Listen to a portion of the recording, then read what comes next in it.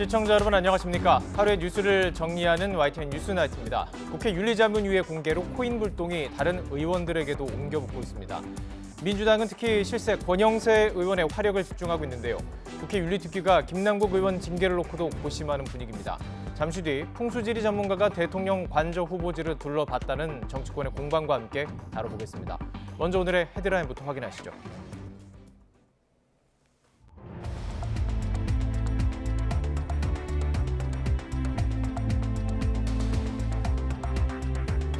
(7월 24일) 월요일 뉴스나이트 먼저 오늘의 주요 뉴스부터 전해드립니다. 오송 지하차도 참사와 관련해 경찰에 이어 충청북도 관계자 등 12명도 수사 대상에 오르게 됐습니다. 국무조정실은 중대한 직무유기 혐의를 발견했다고 밝혔습니다. 광주 전남 지역에 내린 폭우로 도로가 물에 잠기고 주민이 긴급 대피하는 등 피해가 잇따랐습니다. 장마가 끝나는 시기는 다가오는 태풍의 영향으로 유동적인데 예년보다 길어질 가능성이 큽니다. 서울의 아파트 지하 주차장에서 70대 남성이 흉기를 휘둘러 50대 여성이 중태에 빠졌습니다. 경찰은 피해자와 알고 지내던 남성이 살해할 목적으로 범행을 저지른 것으로 보고 있습니다. 서울 신림동 흉기 난동 남성에 대한 신상 공개 여부가 모레 결정됩니다. 이 남성은 13년 전에도 모르는 사람들을 폭행한 전과가 있던 것으로 드러났습니다. 이주호 교육부 장관이 학생 인권 조례의 문제점을 바로잡아 교권 보호에 나서겠다고 밝혔습니다. 또 학생의 교권 침해를 생활기록부에 기재하는 방안도 내놨습니다. 유엔군 사령부가 월북한 미군 병사 신병과 관련해 북한과 대화를 시작했습니다. 자세한 내용 공개는 하지 않았는데 최우선 고려 사항은 병사의 안전이라고 강조했습니다. 오송 지하차도 참사와 관련해서 감찰을 진행하고 있는 국무조정실이 충청북도와 행정중심 복합도시 건설청 관계자들에 대한 수사를 추가로 검찰에 의뢰했습니다. 교통통제와 제방관리를 제대로 하지 않는 등 직무유기 혐의가 크다고 판단하고 있습니다. 박기환 기자입니다. 국무조정실이 지난 21일 경찰에 이어 오송 지하차도 참사 관련 전현직 공무원에 대한 수사를 검찰에 또 의뢰했습니다. 이번엔 관리감독 책임기관의 담당자들이 대상입니다.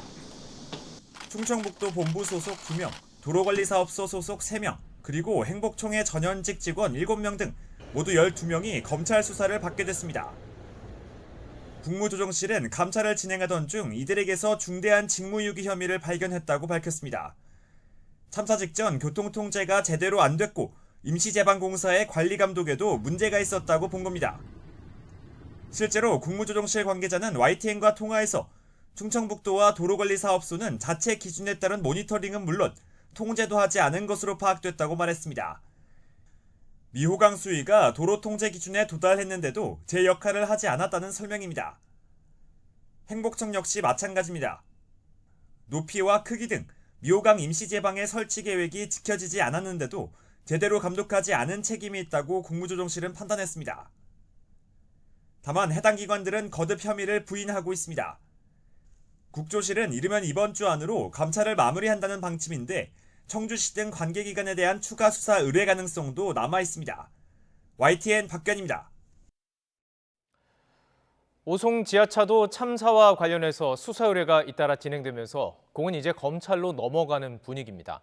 지하차도 통제 기준 미준수와 제방 부실 관리 여부를 입증하는 것이 수사의 성패를 가릴 것으로 보입니다. 이어서 박광열 기자입니다.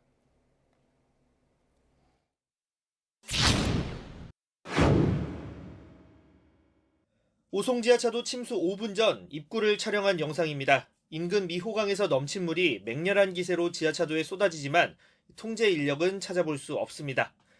또 다른 영상, 이미 바퀴 상당 부분이 물에 잠길 정도지만 사정은 마찬가지입니다. 외부에서는 안에가 잘 안 보이죠. 어두운 내리막길 있잖아요. 왜 차량을 막지 않았느냐는 지적에 지하차도 관리를 담당하는 충청북도는 규정을 이유로 들었습니다. 지하차도 내부 수심 50cm라는 기준에 미치지 않았다는 겁니다.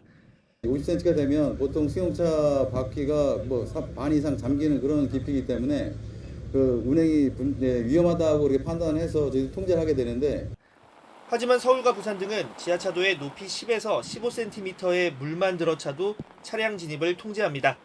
수심 50cm면 차량이 멈출 가능성이 있고 순식간에 물이 들어차는 지하차도 특성상 선제 조치가 필요하기 때문입니다. 충청북도는 그마저도 장비 없이 눈대중으로 수심을 판단한 것으로 취재 결과 드러났습니다. 센서나 이런 건 없나요? 네, 그런 건 없어요. 그때 50cm면 바퀴 중간 정도 온다? 통상 그렇게 해서 지금 판단을 하고 있는데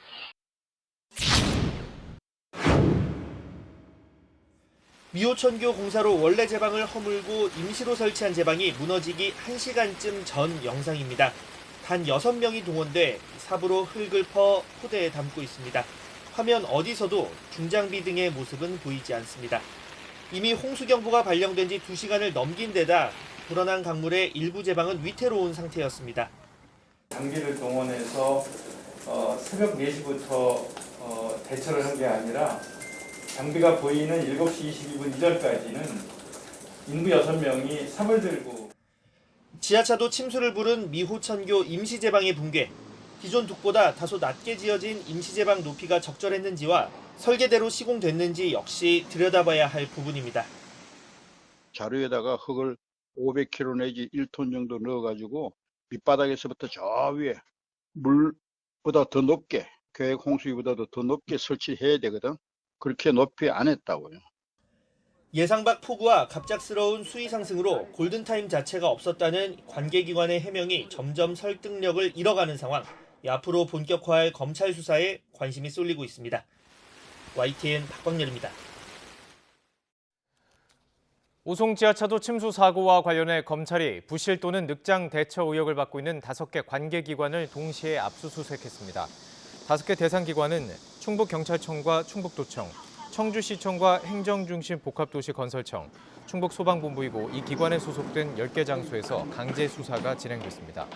충북경찰은 참사 발생 1시간 전 긴급 통제를 요청하는 112 신고를 받고도 적절한 조처를 하지 않은 혐의를 받고 있습니다. 충북도청과 청주시청, 소방본부도 위험 상황을 신고받고도 교통통제 등 조처를 하지 않은 혐의를 받고 있습니다. 행복청에 대해서는 임시제방 설치와 관련해서 부실 시공 여부가 집중 조사 대상이 될 것으로 보입니다. 서울 서초구 서희초등학교 교사가 극단적 선택을 한 사건을 수사하고 있는 경찰이 갑질 의혹을 받는 해당 학부모들을 불러 조사했습니다. 서울 서초경찰서는 숨진 교사에게 민원을 제기하며 폭언한 의혹이 있는 학부모들을 지난주 참고인 신분으로 소환해서 조사했습니다. 앞서 서울교사노동조합은 숨진 교사의 학급에서 학생들 사이에 연필로 이마를 긋는 일이 있었고 이후 해당 교사가 관련 학부모들로부터 전화 수십 통을 받거나 교사 자격이 없다는 말을 들었다는 증언이 있었다고 전했습니다. 경찰은 유족 측으로부터 해당 교사가 사용하던 휴대전화와 태블릿 PC 등을 제출받았고 디지털 포렌식에 나설 계획입니다. 학교에서 극단적 선택을 한 서울 서희초 교사가 자신의 일기장에 학생 생활 지도에 대한 어려움을 토로하는 내용을 적은 것으로 나타났습니다. 서울교사노동조합은 유족의 동의를 받아 고인의 일기장 가운데 일부를 공개했습니다. 내용을 보면 월요일 출근 후 업무 폭탄과 아무개의 난리가 겹치면서 그냥 모든 게 다 버거워지고 놓고 싶다는 생각이 마구 들었다고 쓰여 있습니다. 이어 숨이 막혔고 밥을 먹는데 손이 떨리고 눈물이 흐를 뻔했다고도 적었습니다. 난리 앞에 쓰인 글자는 가려놨는데 노조 측은 학생의 이름으로 보인다고 설명했습니다. 최근 초등학교 교사의 사망과 관련해서 교육당국이 진상조사와 또 현장 교사들에 대한 지원에 나섰습니다. 교육부 장관도 교원단체들을 만난 자리에서 관련 제도를 재정비하라는 대통령의 지시를 조속히 이행하겠다며 대책 마련을 약속했습니다. 신지원 기자가 이 소식 취재했습니다. 최근 소속 교사가 스스로 목숨을 끊은 초등학교 교직원들은 정서적 불안감을 호소하고 있습니다. 학교 안에서 동료 교사가 극단적 선택을 한 데서 오는 슬픔과 충격이 그만큼 크기 때문입니다. 교육부와 서울시 교육청은 이런 상황을 고려해 합동 조사를 미루고 동료 교사들에 대한 심리 상담 지원부터 시작했습니다. 하루 미뤄진 합동 조사에서는 교직원들을 면담하고 숨진 교사가 담당했던 업무 현황을 확인할 방침입니다. 또 고인이 생전 학부모 민원에 시달렸다는 동료 교사의 증언에 따라 다른 교사들의 피해 상황을 조사하기로 했습니다. 진상조사와 함께 대책 마련에도 속도가 붙었습니다. 윤석열 대통령이 직접 교권 강화를 위한 고시 제정과 조례 개정을 지시한 가운데 교육부가 즉각 계획을 내놨습니다. 이주호 교육부 장관은 교원단체를 만나 다음 달까지 생활지도 기준을 고시하고 학생 인권 조례의 문제점을 바로잡겠다고 말했습니다. 시도교육청과 협의하여 교권을 침해하는 불합리한 학생인권 조례 개정도 병행 추진하여 지나친 학생인권 중심의 기울어진 교육 환경을 균형 있게 만들겠습니다. 또 학생의 교권 침해 가해 내용을 생활기록부에 기재하는 방안도 내놨습니다. 서울시 교육청도 긴급 기자회견을 열고 교권 침해 피해 교사에 대한 지원과 실태 조사에 나서겠다고 밝혔습니다. 서울시 교육청은 교육부와 함께 합동조사단을 꾸려 선생님께서 극단적인 선택을 할 수밖에 없었던 이유를 면밀히 조사하겠습니다. 교육당국은 이번 주 진상조사 결과에 따라 교권 강화를 위한 제도 개선과 입법 요구에 속도를 낼 방침입니다. YTN 신지원입니다. 학교에서 교사가 스스로 목숨을 끊은 사건을 계기로 교권 침해를 당했었다는 교사들의 증언이 본물 터지듯 나오고 있습니다. 학부모로부터 받은 각종 불합리한 요구는 물론 한번 싸워보겠느냐는 협박성 발언을 들은 경우도 있었습니다. 김평정 기자입니다. 경기교사노조가 운영하는 학부모 갑질 사례 제보 웹사이트입니다. 지난 21일부터 문을 연 뒤로 선생님들의 피해 제보가 잇따르고 있습니다. 한 초등학교 교사는 상담 도중에 학부모가 주먹으로 책상을 쾅 치면서 맞짱을 뜨자는 위협을 가했다는 경험을 전했습니다. 한 특수학교 교사는 학부모로부터 자신은 학교 운영에 영향을 끼칠 수 있는 학부모 위원이란 점을 내세우며 무기가 많다는 식의 협박을 들었다고 밝혔습니다. 폭언과 모욕 같은 언어적 폭력뿐만 아니라 교사를 가해자로 지목하는 아동학대 신고도 교사들을 고통에 시달리게 하고 있습니다. 선생님과 학생을 상대로 성희롱적 발언을 한 학생들을 생활지도한 뒤에 한 학부모가 선생님의 말투가 무섭고 공포스러웠다며 교육청에 민원을 넣었다는 사례가 있었습니다. 교사노조가 시도교육청으로부터 받은 자료를 보면 최근 5년간 교사가 아동학대 혐의로 고소 고발된 사례는 1,200건이 넘었는데 이 가운데 절반은 무혐의나 불기소 처분으로 끝났습니다. 선생님들은 억울하게 신고를 당하더라도 수사 과정은 똑같이 거쳐야 하기 때문에 몇 달 동안은 수업과 업무에 집중하지 못한다고 토로합니다. 아동학대로 신고를 당하게 되면 일단 무혐의가 되더라도 그 기간 동안 수개월 동안 경찰 조사를 받아야 되는데 그 부분에 있어서 저희가 무조건 교사가 피해를 보게 되는 구조, 불이익을 보게 되는 구조가 되는데 그 부분들이 얼른 개선이 되어서 아동학대 혐의의 특성상 무고죄로 고소하는 것은 사실상 불가능하기 때문에 피해를 고스란히 감내할 수밖에 없는 것이 현실입니다. 따라서 아니면 말고식의 신고가 일어나지 않도록 제도적 보완이 필요하다는 요구가 많습니다. 또 학부모의 부당한 요구에 오히려 교사의 주의를 요구하는 경우가 많은 교장과 교육청의 대응 방식도 바뀌어야 한다는 목소리도 커지고 있습니다. YTN 김평정입니다. 부산에서 초등학생이 수업 시간에 교사를 폭행한 사실이 뒤늦게 알려졌습니다. 부산시 교육청은 지난달 12일 한 초등학교 3학년 교실에서 A군이 교사를 폭행하는 사건이 발생해 정확한 경위를 확인하고 있다고 밝혔습니다. A군은 행동을 제재하는 교사의 얼굴을 때리고 몸을 발로 차는 등 폭행했고 해당 교사는 전치 3주 진단을 받은 뒤 병가를 낸 것으로 알려졌습니다. 이처럼 교권 침해 사건이 잇따르는 가운데 대구에서도 초등학생이 교사에게 욕을 하고 소리를 지르며 대치한 사건이 뒤늦게 드러났습니다. 대구시 교육청은 최근 초등학교 5학년 A군에게 교내 봉사와 특별교육 10시간을 받도록 했습니다. A군은 지난달 27일 교사에게 생활지도를 받다가 욕을 하며 고성을 질렀고 화장실에서 변기 뚜껑을 들고 와 대치하기도 한 것으로 파악됐습니다. 대구시 교육청은 피해 교사에게 심리상담과 함께 치료를 위해 특별 휴가와 병가를 주고 11일 동안 요양하도록 조치했습니다.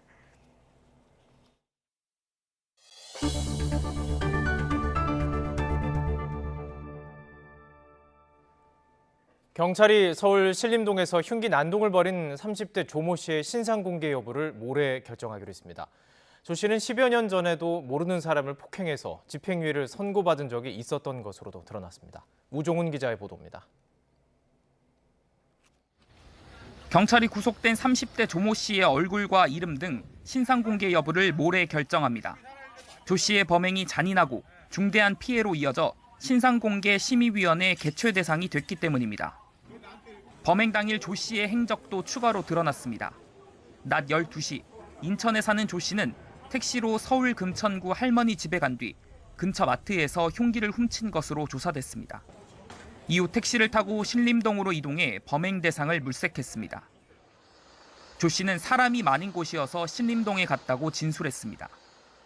경찰 조사에서 조 씨는 마약성 진통제인 펜타닐을 복용했다고 했다가 술을 마셨다고 말을 바꾸기도 했습니다. 경찰은 조 씨의 일관되지 않은 진술이 감형을 받기 위한 거짓말이 아닌지 살피고 있습니다. 예전부터 너무 안 좋은 상황에 있었던 게 제가 너무 잘못한 일인 것 같습니다. 어떤 안 좋은 상황인지 한번 말해주세요. 아니 저는 그냥 쓸모없는 사람이 죄송합니다. 조 씨의 과거 다른 범행도 드러났습니다. 지난 2010년 조 씨는 서울 신림동 주점에서 모르는 이들을 폭행해 징역 1년 6개월에 집행유예 2년을 선고받았습니다. 이때도 범행 대상은 일면식도 없던 손님과 종업원이었습니다. 조 씨가 발을 밟았다며 말다툼으로 시작해 옆에서 말리던 이들까지 소주병을 휘둘러 상해를 입혔습니다. 이번 흉기 난동으로 숨진 20대 남성의 유족들은 조 씨가 또다시 사회에 나올까 두렵다며 최고형인 사형에 처해달라고 청원을 올렸습니다. 피해자와 가족, 다른 온라인 이용자의 2차 피해를 가할 수 있는 범행 영상 유포에 대한 수사도 이어지고 있습니다. 경찰은 범행 영상이 그대로 노출된 인터넷 사이트 게시물 17건을 찾아내 방송통신심의위원회와 운영자의 삭제를 요청했습니다. 또 범행 장면이 담긴 CCTV 화면을 처음 유포한 사람을 정보통신망법 위반 혐의로 입건해 수사하고 있습니다. YTN 우종훈입니다. 서울의 한 아파트 지하 주차장에선 또 대낮에 흉기를 휘두르는 사건이 벌어졌습니다. 피의자는 아파트 단지 안에 숨어 있다가 경찰에 긴급 체포됐습니다. 윤태인 기자가 보도합니다. 지하 주차장에서 나온 한 여성이 힘없이 도로에 주저앉습니다. 주민 2명이 다가가더니 휴대전화를 꺼내 어딘가로 전화하고 곧이어 경찰차와 구급차가 도착해 황급히 여성을 옮깁니다.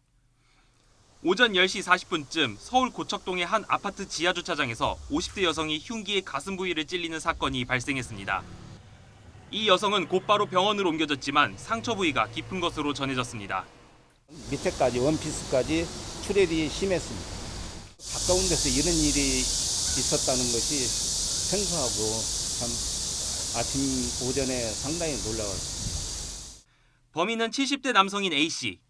A씨는 피해자의 차량 안에서 범행을 저지른 것으로 조사됐습니다. 범행 직후 달아난 피의자는 같은 아파트 단지 안 이곳에 몸을 숨기고 있다가 4시간 50여 분 만에 경찰에 붙잡혔습니다. 경찰 조사 결과 A씨는 피해자와 이전부터 알고 지내던 사이인 것으로 파악됐습니다. 그 사람이 아침에 찌르고 쓰러지면서 경찰 119 신고해달라면서 아는 지인이라 했대요. 경찰은 A씨가 피해자를 살해할 목적으로 범행을 저지른 것으로 보고 살인미수 혐의를 적용했습니다. 경찰은 A씨의 구체적인 범행 경위를 조사한 뒤 조만간 구속영장을 신청할 방침입니다. 신림동 흉기 난동에 이어 대낮 아파트에서 벌어진 흉기 사건에 주민들은 또 한 번 불안에 떨어야 했습니다. YTN 윤태인입니다. 신림동 흉기 난동에 앞서 서울 제기동에서도 만취 상태로 흉기 난동을 부린 남성이 검찰에 넘겨졌습니다. 서울 동대문경찰서는 지난 20일 특수협박 혐의로 60대 남성 A씨를 구속 송치했습니다. A씨는 지난 15일 오후 6시 반쯤 서울 제기동에 있는 전통시장 안 식당에서 술값을 내지 않겠다며 난동을 부리다가 식당에 있던 흉기를 들고 식당 주인과 시민들을 위협한 혐의를 받고 있습니다. A씨는 특수협박 등 동종 범죄를 저지르고 지난해 9월 출소해 형이 가중되는 누범 기간이었던 것으로 드러났습니다. 정체불명의 우편물 신고가 전국에서 잇따르는 가운데 경찰은 온라인 쇼핑몰이 실적을 부풀리려고 무작위로 소포를 보내는 이른바 브러싱 스캠 가능성에 무게를 싣고 있습니다. 경찰은 국제공조를 통해서 발송 경위를 확인하면서 개인정보 유출 경로도 함께 수사할 방침입니다. 윤성훈 기자의 보도입니다. 지난 20일 낮 울산에 있는 장애인 복지관에 정체불명의 소포가 배달된 뒤 전국에서 비슷한 신고가 잇따르고 있습니다. 의심 우편물 신고가 닷새 동안 2,600여 건, 하루 평균 500건 넘게 들어올 정도로 사회적 불안감은 극에 달했습니다. 그러나 국무총리 소속 대테러 센터는 현재까지 테러와의 연관성은 발견되지 않았다고 밝혔습니다. 윤익은 경찰청장도 신고된 우편물에서 유독성이 확인된 경우는 없다면서 온라인 쇼핑몰에서 실적을 부풀리려고 무작위로 물건을 발송하는 브러싱 스캠으로 추정했습니다. 경찰은 우선 우편물이 발송된 곳의 주소가 지난 2020년 미국에서 브러싱 스캠 소등이 벌어졌을 때 소포 발송지와 같은 데 주목하고 있습니다. 소포 상당수가 내용물 없이 빈 상태로 배달된 것도 브러싱 스캠 수법과 유사합니다. 경찰은 우편물들이 중국을 출발해 중간 경유지인 타이완을 거쳐 한국에 도착한 것으로 파악하고 있습니다. 이에 따라 우편물에 표시된 회사가 실제하는지 확인해달라고 중국 공안에 요청하는 등 공조수사를 추진하고 있습니다. 또 우편물의 배송지를 적어내기 위해 개인정보를 확보하는 과정에서 범죄 행위가 개입했는지도 경찰이 들여다보는 부분입니다. 이처럼 테러 가능성은 작다면서도 경찰은 혹시 모를 위험에 대비해 의심스러운 소포는 열어보지 말고 바로 신고해달라고 재차 당부했습니다. YTN 윤성훈입니다. 우리나라에서 전국적으로 배송된 정체불명의 해외 우편물 문제에 대해 중국 당국이 조사를 벌이고 있다고 밝혔습니다. 마우닝 중국 외교부 대변인은 정례 브리핑에서 관련 질문에 이미 한국 측으로부터 조사 요청을 받았다며 이같이 대답했습니다. 이어 한국 측과 지속적으로 소통을 유지할 것이라고도 덧붙였습니다. 광주와 전남에 200mm 안팎의 많은 비가 내리면서 피해가 속출했습니다. 시간당 최대 60mm가 넘는 폭우가 쏟아지며 중고차 매매단지와 도로 등이 물에 잠겼고 저지대 주민들은 긴급 대피했습니다. 오선열 기자입니다. 왕복 8차선 도로가 온통 흙탕물입니다. 물이 허리 높이까지 차오르면서 주유소와 금융기관 등 10여 곳이 물에 잠겼습니다. 밤사이 150mm가 넘는 폭우에 이곳 하천 수위가 높아지면서 하수구가 역류했습니다. 양수기로 쉴 새 없이 물을 퍼내보지만 치워도 끝이 없습니다. 저 여기 허리 정도 물이 차 있었고요. 객장은 무릎 정도 좀 차 있었거든요. 뭐 전기부터 손을 봐야 되기 때문에 전기 이제 업체 와가지고 현재 전선 이상 유무 판단부터 한다. 중고차 매매단지는 상황이 더욱 심각합니다. 12개 매장에 차량 수십 대가 물에 잠겼습니다. 중고차 판매 상인들은 미흡한 배수시설 때문이라며 분통을 터뜨렸습니다. 배수가 안 되는 것은 하루 이틀 문제가 아니었어요. 계속 시에 민원을 냈었어요. 그리고 여기에서 차가 여기가 범람을 해가지고 어마어마한 손해를 보고 이거는 전부 다 폐차해야 돼요. 차량을 미리 빼긴 했지만 목포의 아파트 지하주차장 2곳도 물에 잠겼습니다. 토사가 막 물하고 같이 쏟아져 나와가지고 주차장 앞에는 다 막아놓은 상태이고 비가 엄청 왔었어요. 그 시간. 한평에 시간당 67mm 비가 쏟아지는 등 전남 서남권을 중심으로 200mm 안팎의 물폭탄이 쏟아졌습니다. 신안의 염전 곳곳도 폭우에 들어오는 물이 겹치면서 물에 잠겼습니다. 무안에선 선박 7척이 뒤집히거나 침수되자 해양경찰이 줄로 동염해 떠내려가는 것을 막았습니다. 광주광역시에서도 황룡광 장로교에 홍수주의보가 발령돼 주민 120여 명이 긴급 대피했습니다. 광주광역시는 새벽 5시에 모든 직원을 비상소집해 피해 예상 현장에서 근무하도록 했습니다. 그래서 지금 내일 새벽도 상당히 유사합니다. 그래서 지금 많은 비가 와 있는데 오늘 새벽같이 내일 새벽에 또 온다면 이건 진짜 굉장히 위험한 상황들이 직면돼 있어서 좀 철저하게 좀 봐주시고.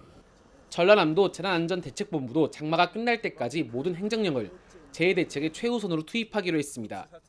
YTN 오선열입니다. 네, 그렇다면 이번 장마는 대체 언제 끝나는 건지 궁금하신 분들 많을 겁니다. 장마 전선은 모레 오전까지 남부와 중부를 오가면서 최고 120mm의 호우를 더 내릴 것으로 보입니다. 장마가 끝나는 시기는 현재 북상하고 있는 태풍의 영향으로 무척 유동적인데 일단은 예년보다 길어질 가능성이 큽니다. 정혜윤 기자입니다. 지난 주말부터 호남 지방에 폭우가 이어졌습니다. 최고 400mm에 육박하는 비에 피해가 속출할 수밖에 없었습니다. 잠시 남해로 물러났던 장마전선은 내일부터 다시 활성화하겠습니다. 남부와 중부를 오르내리며 전국 대부분 지방에 장맛비를 내릴 전망입니다. 남부에 30에서 80mm, 호남에는 120mm가 넘는 가장 많은 비가 오겠습니다. 중부에도 30에서 60mm, 많은 곳은 80mm 이상의 비가 예상됩니다. 특히 내일 새벽부터 오전 사이 충청 남부와 남부지방에는 시간당 30에서 50mm의 호우가 집중될 가능성이 있어 피해가 우려됩니다. 정체전선이 강약을 반복하며 전국적으로 영향을 주겠는데요. 특히 전라권, 경상권, 충청권을 중심으로 100mm 이상의 많은 비가 내리겠습니다. 이후에는 장마는 무척 유동적입니다. 북상하는 태풍이 장마의 종료 시점에 영향을 줄 것으로 보이기 때문입니다. 우선 5호 태풍 독수리는 중국 남동부 내륙에 상륙한 뒤 소멸할 것으로 보입니다. 하지만 태풍이 남긴 수증기가 장마전선에 유입되면서 이번 주말쯤 다시 강한 장맛비가 내릴 것으로 보입니다. 이후에 8월 상순 6호 태풍이 발생해 우리나라 주변으로 북상하면 장마가 더 길어질 가능성도 있습니다. 우리나라와 인접한 지역의 기압계를 굉장히 변모시키는 상태가 됩니다. 근데 이러한 시기가 되면 수치 모델이 예측성이 현저히 떨어지기 때문에 아직까지 장마에 대한 종료 언급을 굉장히 조금 어려워하고 있는 상황입니다. 한 달 가까이 이어진 올여름 장마 강우량은 벌써 2006년과 2020년에 이어 역대 3위를 기록했습니다. 장마가 8월 상순까지 이어진다면 역대 1위 비기록을 넘어서고 피해도 더 커질 것으로 우려됩니다. YTN 정혜윤입니다. 집중호우의 여파로 채소값이 천정부지로 치솟자 정부가 할인 지원 품목을 5개에서 10개로 확대하기로 했습니다. 밥상 물가가 걱정인 가운데 어떻게 하면 할인 가격으로 구입할 수 있는지 양희력 기자가 전해드립니다. 집중호우로 농경지 곳곳이 침수 피해를 겪은 이후 하루가 다르게 치솟는 농산물 가격. 장보기가 겁날 정도입니다. 물가가 너무 올라서 장보기도 힘들고 진짜 식품이 너무 오르니까 제대로 못 해먹는 것 같아요. 어느 정도로 많이 올랐는데 파도 이거 1,000원 얼마였는데 1,700원이나 하니까. 장바구니 부담을 덜기 위해 정부가 지난주 5개 품목을 농축산물 할인 지원 대상으로 지정했지만 물가 잡기에는 역부족인 상황. 그러자 이번엔 정부가 농축산물 할인 지원 품목을 10개로 확대하기로 했습니다. 지난주 지정된 양파와 상추, 시금치, 깻잎, 닭고기 등 5개 품목에다 감자와 대파, 오이, 애호박, 토마토를 추가한 겁니다. 할인율은 대형마트나 중소형마트, 친환경 매장 등이 20%, 전통시장은 30%에 이릅니다. 마트에서는 할인 지원되는 품목을 구매할 때 결제 단계에서 할인이 자동으로 적용됩니다. 다만 일주일에 최대 10,000원으로 할인이 제한됩니다. 전통시장은 할인을 더 많이 받을 수 있지만 구매 방식이 조금 다릅니다. 전통시장 전문 배달앱이나 온라인몰에서 할인 쿠폰을 발급받아 사용하면 됩니다. 간편 결제 시스템인 제로페이에서도 할인 상품권을 살 수 있지만 현재는 대부분 매진됐습니다.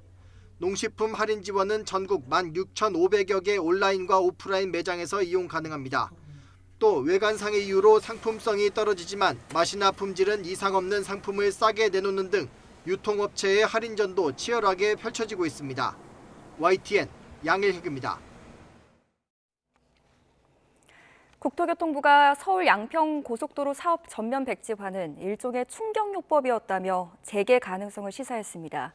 오는 26일 국회 현안 질의에서 원희룡 장관의 공식 언급이 있을지 주목되는데 사업이 재개된다 하더라도 뒤늦게 자료를 공개하며 논란을 자초했다는 비판은 피하기 어려워 보입니다. 윤혜리 기자입니다. 윤석열 정부 임기 내 서울 양평 고속도로 사업 재추진은 힘들다고 언급한 원희룡 국토교통부 장관. 양평 국민들을 위한 최선의 고속도로가 놓여질 수 없다고 한다면 최선의 고속도로를 놓기 위해서 3년 반만 기다리시면 되는 거죠. 윤석열 정부 임기 끝나면 그때는 더 이상 김건희 시비 안 걸 거 아닙니까? 국토부는 강상면으로 종점을 바꾸는 대안이 나오게 된 7년간 논의 과정을 담은 자료를 모두 공개했습니다. 이후 사업 재개 가능성까지 시사했습니다. 국토부 관계자는 출입기자 간담회를 통해 전면 백지화는 일종의 충격요법이었다며 관련 의혹이 해소되면 사업을 다시 추진하겠다는 것이 원희룡 장관의 발언이었다고 설명했습니다. 그러면서 국회 국토교통위원회 현안 질의에서 장관의 관련 언급이 있을 것이라고도 덧붙였습니다. 원 장관이 사업 재개를 공식적으로 언급할 가능성도 나오는 가운데 국토부는 홈페이지를 통해서도 사업이 정상화될 수 있도록 최선을 다하겠다고 밝혔습니다. 홈페이지에는 그동안 공개되지 않았던 대안노선에 대한 외부 전문가 자문 결과도 담겼습니다. 지난해 10월 타당성 조사 용역을 맡은 설계사가 도로와 교통 전문가 7명에게 자문한 결과 환경성과 경제성 면에서 대안노선이 더 나은 평가를 받았다는 겁니다. 국토부가 자료 공개는 물론 사업 정상화까지 언급하며 의혹 해소에 적극적으로 나서고 있는 모습입니다. 하지만 사업이 재개된다 하더라도 국책 사업에 혼란을 주고 뒤늦게 자료를 공개했다는 비판은 피하기 어려워 보입니다. YTN 윤혜리입니다. 네, 이처럼 국토교통부가 특혜 의혹을 받고 있는 서울 양평고속도로 관련 자료를 대거 공개했지만 정치권의 공방은 잦아들지 않고 있습니다. 국토부의 거짓 해명이 오히려 더 드러났다는 야당과 무책임한 의혹 제기를 멈추라는 여당이 정면 충돌했습니다. 손효정 기자입니다. 국토교통부가 최근 공개한 서울 양평고속도로 사업 자료는 김건희 여사 일가 땅이 있는 강상면 종점만 편향적으로 무게를 뒀다는 게 민주당 분석입니다. 양평군이 지난해 7월 제안한 3개 노선 가운데 다른 노선에 대한 검토 내용은 찾아보기 어렵고 오로지 강상면만 선택적으로 들여다봤다는 겁니다. 그동안의 국토부의 해명이 얼마나 거짓으로 일관했는지를 여실히 보여주는 점들이 다수 발견이 되었습니다. 국토부의 자료 공개는 대국민 자료 공개 쇼에 불과하고 애초 원안 대비 강상면안 사업비가 140억 원 늘어난다는 국토부 해명과 달리 3천억 원이 늘어난다고 한 용역업체 보고서도 문제 삼았습니다. 국토부가 거짓말을 했다는 주장입니다. 여기에 원희룡 장관이 전격 발표한 백지화 선언도 기재부 협의나 도로정책심의위원회 심의를 거치지 않아 법률을 위반한 거라며 전면 철회와 사과를 요구했습니다. 정부와 여당은 곧바로 반박 회견을 열어 무책임한 의혹 제기라고 반발했습니다. 정부의 숱한 설명에도 민주당이 사업 과정에 특혜가 있었다는 거짓 선동과 정쟁에만 몰두하고 있다고 비판했습니다. 외압, 사정 공모, 특혜 그 어느 것도 없음을 분명히 다시 한번 얘기합니다. 오죽 답답했으면 전례 없이 타당성 조사 중간 단계에서 관련 자료를 모두 공개하겠습니까? 특히 김 여사 일가 땅은 보존 용지인 관리 지역이고 규제 지역에 포함돼 개발이 극히 제한된다고 강조했습니다. 문제의 강상면 종점안뿐 아니라 모든 노선에 대한 사업성 검토도 이뤄졌다고 설명했습니다. 대한 노선에서 사업비가 3천억 원이나 늘어난다는 민주당의 지적도 조목조목 해명했습니다. 출발 지점과 종점 변경에 따른 증액분, 각각 826억 원과 140억 원을 합한 총 증가 사업비는 966억 원인데 예타 결과가 나왔던 때와 대안이 제시됐던 시기, 3년간 물가 상승률을 반영해야 한다는 겁니다. 한마디로 민주당이 주장한 수치는 부풀려졌다는 얘긴데 야당은 궁색한 변명이라며 맞서고 있습니다. 같은 자료를 놓고 여야 간 해석이 첨예하게 갈리면서 오는 26일 원희룡 국토부 장관이 참석한 가운데 열리는 국토교통위원회 현안 질의도 난타전이 예상됩니다. YTN 손유정입니다. 유엔군 사령부가 월북한 주한미군 트래비스 킹의 신병을 놓고 북한과 대화를 시작했다고 밝혔습니다. 이번 사건에 대해 추가 조사 필요성을 언급하면서도 가장 중요한 건 킹 이등병의 안전이라고 강조했습니다. 김선희 기자가 취재했습니다. 유엔군 사령부가 월북한 주한미군 트래비스 킹의 신병과 관련해 판문점 공동경비구역 JSA 내 소통 라인을 통해 북한과 대화를 시작했다고 밝혔습니다. 앤드루 해리슨 유엔군 사령부 부사령관은 정전협정 70주년을 앞두고 진행한 외신 브리핑에서 이같이 말했습니다. And a conversation has commenced with the KPA through the mechanisms of the armistice agreement. 이번 월북 사건에 대해 조사를 더 해봐야 한다면서도 최우선 고려사항은 그의 안전이라고 강조했습니다. 다만 사안의 민감성을 감안해 자세한 정보는 공개하지 않았습니다. I won't and I can't say anything that could prejudice that process. 앞서 해리슨 부사령관은 영국 일간 더 타임스와의 인터뷰에서 JSA를 통해 북한군과 계속 대화하고 있다고 밝힌 바 있습니다. 유엔사와 북한군이 소통하는 직통 전화기, 일명 핑크폰을 통해 북측에 메시지가 전달되고 있다고 설명했습니다. 그동안 미국 당국의 접촉 시도에 북한이 응답하지 않은 것으로 알려진 가운데 양측 간 소통이 확인되면서 송환 협상의 진전 여부에 관심이 쏠리고 있습니다. 한국에서 폭행 등으로 구금됐던 킹 이등병은 추가 징계를 위해 귀국 예정이었지만 비행기를 타지 않았고 다음 날 JSA 견학 중 무단으로 월북했습니다. 킹 이등병이 구금 등 형사처벌 전력에도 어떻게 비무장지대 견학이 가능했었는지 여전히 조사가 진행되고 있습니다. YTN 김선입니다.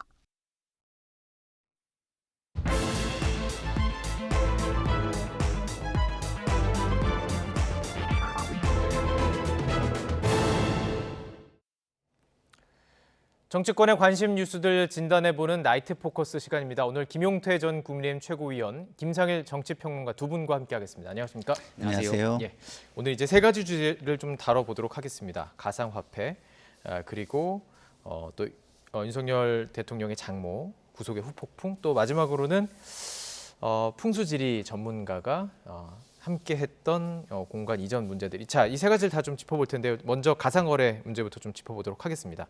이게 국회 윤리자문심사위에서 코인 거래 경험이 있는 신고한 의원 이제 11명에서 살펴본 거예요. 네. 그중에서 5명 정도는 이게 좀 문제가 있다, 이해 충돌 소지가 있다, 이런 얘기인 거예요. 그러니까 본인의 뭔가 법안이라든지 상임이라든지 이런 게 코인과 관련이 있을 가능성이 있다는 얘기인 거죠? 일단 아직 그 거래에 해당되는 의원분들이 어떠한 종목을 갖고 있었는지가 공개되진 않았기 때문에요.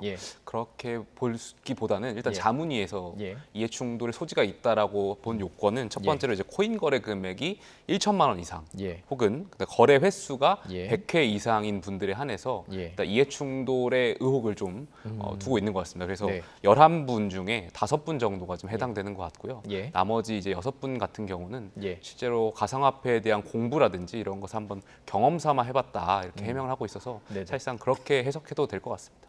지금 아무래도 언론의 관심을 받는 것은 실세로 주목받고 있는 권영세 의원, 그리고 김홍걸 의원도 지금 좀 약간 액수가 나가고요. 뭐 김남국 의원에 대해서는 이미 뭐 워낙 잘 알려져 있기 때문에 먼저 권영세 통일부 장관 좀 얘기를 좀 해볼게요. 금액 자체가 지금 주장하는 바로는 한 4천만 원 정도고 대신 횟수랑 이런 것들 합치면 좀 늘어난다는 그 얘기죠. 근데 뭐 기본적으로 금액이 작다 이거보다는요. 이거를 돈을 벌기 위해서 했느냐, 저는 이게 더 본질이라고 봅니다. 그리고 얼마나 했느냐? 얼마나 했느냐도 뭐 중요하겠지만 본질은 돈을 벌기 위해서 했느냐는 거예요. 왜냐하면 이 코인이라는 분야가 제도 정비가 잘 안 돼 있고 가진 자가 더 많이 돈을 벌 수 있는 구조가 있어요. 그리고 정보가 많거나 권한이 많으면 더더욱 돈을 벌기 쉬운 구조가 있습니다. 관리가 좀 안 되고 있기 때문에. 관리가 안 되고 있습니다. 그렇기 때문에 이런 부분에 대해서 제도를 정비하고 거기에서 양산되는 피해자들을 막는 거에 집중해야 될 정치인이 그걸 이용해서 돈을 벌려고 했다? 이거 자체가 저는 납득이 되지 않는 부분이에요. 그리고 뭐 준용을 한다고 우리가 표현하는데 주식의 사례를 준용을 할 수 있잖아요. 우리가 상식적으로. 그 준용을 한다는 어떤 생각이 있다면 이런 투자를 할 수 없는 겁니다. 그런 측면에서 볼 때 그 규모와 빈도가 뭐 기준이 될 수도 있겠지만 그거보다는 돈을 벌려고 했느냐 아니면 정말 그 분야를 알아야 되기 때문에 입법이나 뭐 이런 거 아니면은 뭐 투자자 민원인 이런 분들을 상대하기 위해서 그냥 그쪽을 경험하고 공부하기 위해 했느냐, 이 차이가 저는 가장 중요한 차이라고 좀 생각이 듭니다. 의도를 좀 살펴볼 필요가 있다 말씀하시고 계신데요. 자, 거기에 이제 정치적인 문제고 정치적인 아무래도 공방이 이어질 수밖에 없습니다. 그동안 이 문제와 관련해서 수세에 몰렸던 민주당이 대여 공세에 나섰습니다. 특히 통일부 장관을 겸임하고 있는 권영세 의원 집중 타깃이 될 수밖에 없었겠죠. 국민의 입장도 함께 준비했습니다. 들어보시죠.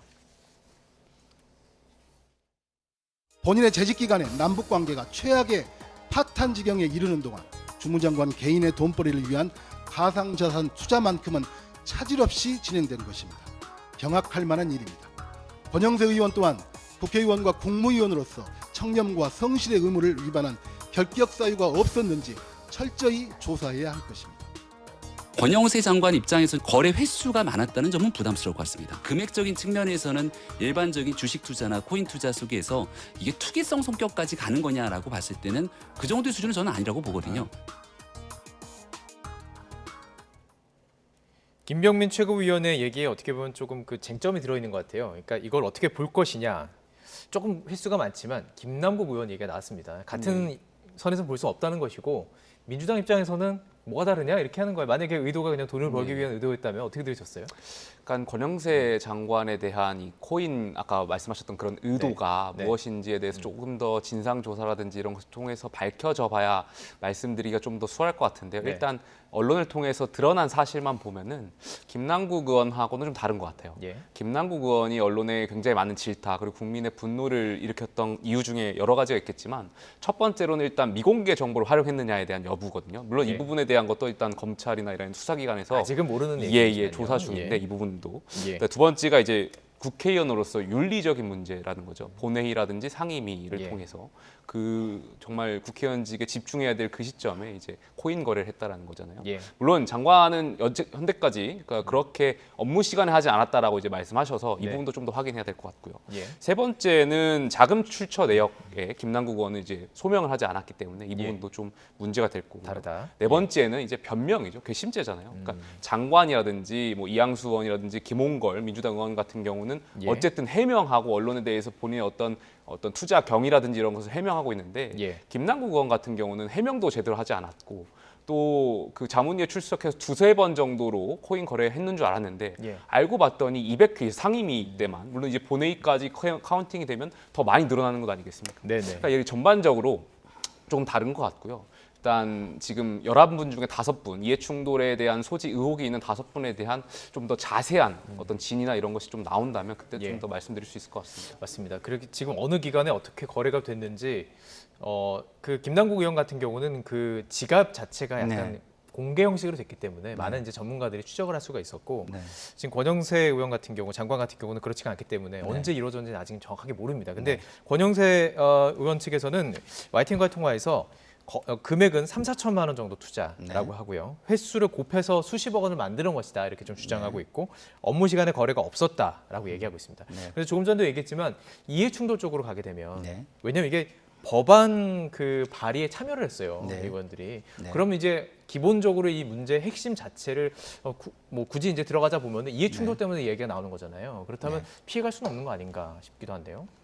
그러니까 일단은 뭐 이해충돌 부분을 보면 가상자산 그 과세 유예 법안에 이제 공동 발의를 했기 때문에 이해충돌의 소지가 있는 것이고 그 소지에 대해서 살펴봐야 하는 것이죠. 그렇지만 본질적인 걸로 다시 돌아간다면 제가 말씀드린 것처럼 김남국 의원과 비교하면 다르죠.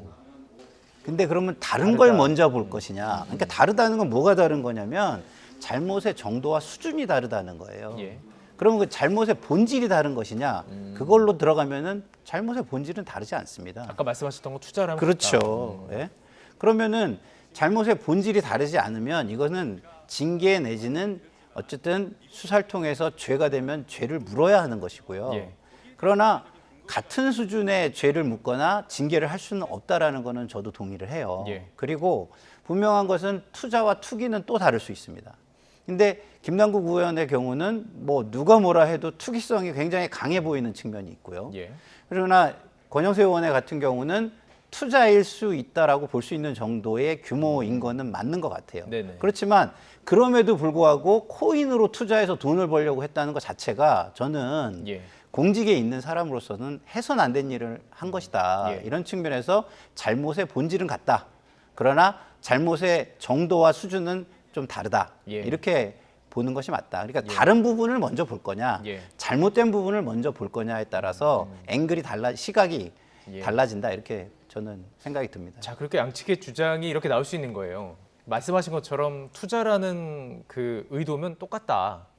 하지만 어떤 말씀하신 것처럼 뭐 괘씸죄라고도 말씀해 주셨는데 뭐 정보 공개라든지 하는 과정들에 대한 괘씸죄가 포함이 된다면은 얘기가 달라질 수 있다. 그리고 수위도 다르다. 그런데 문제는 이게 지금 김남국 의원에 대해서는 지금 제명 공고가 내려진 상황이에요. 자, 그럼 이것에 대해서 징계를 속도를 내려다 보면 민주당 측에서는 같은 투자인데 어떻게 이렇게 하느냐. 그러다 보면 좀 징계 속도를 내기 어렵게 된 것은 아닌가 이런 추측도 나오던데요.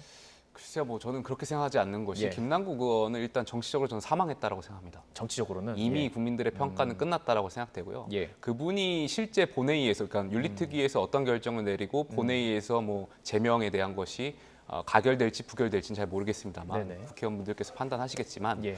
이제 김남국 의원이 뭐 국회의원직을 더 유지한다고 하더라도 네. 국민들의 어떠한 국회의원으로서 국민의 대변자로서 예. 역할을 할 수 없다라는 것은 이미 저는 증명됐다고 생각되고요. 예. 그렇기 때문에 김남국 의원하고는 좀 비교하는 건 좀 그렇고요. 그러니까 김상현 평론가 말씀처럼 예. 김상현 평론가의 논리대로라면 저도 좀 아쉬운 부분이 있어요.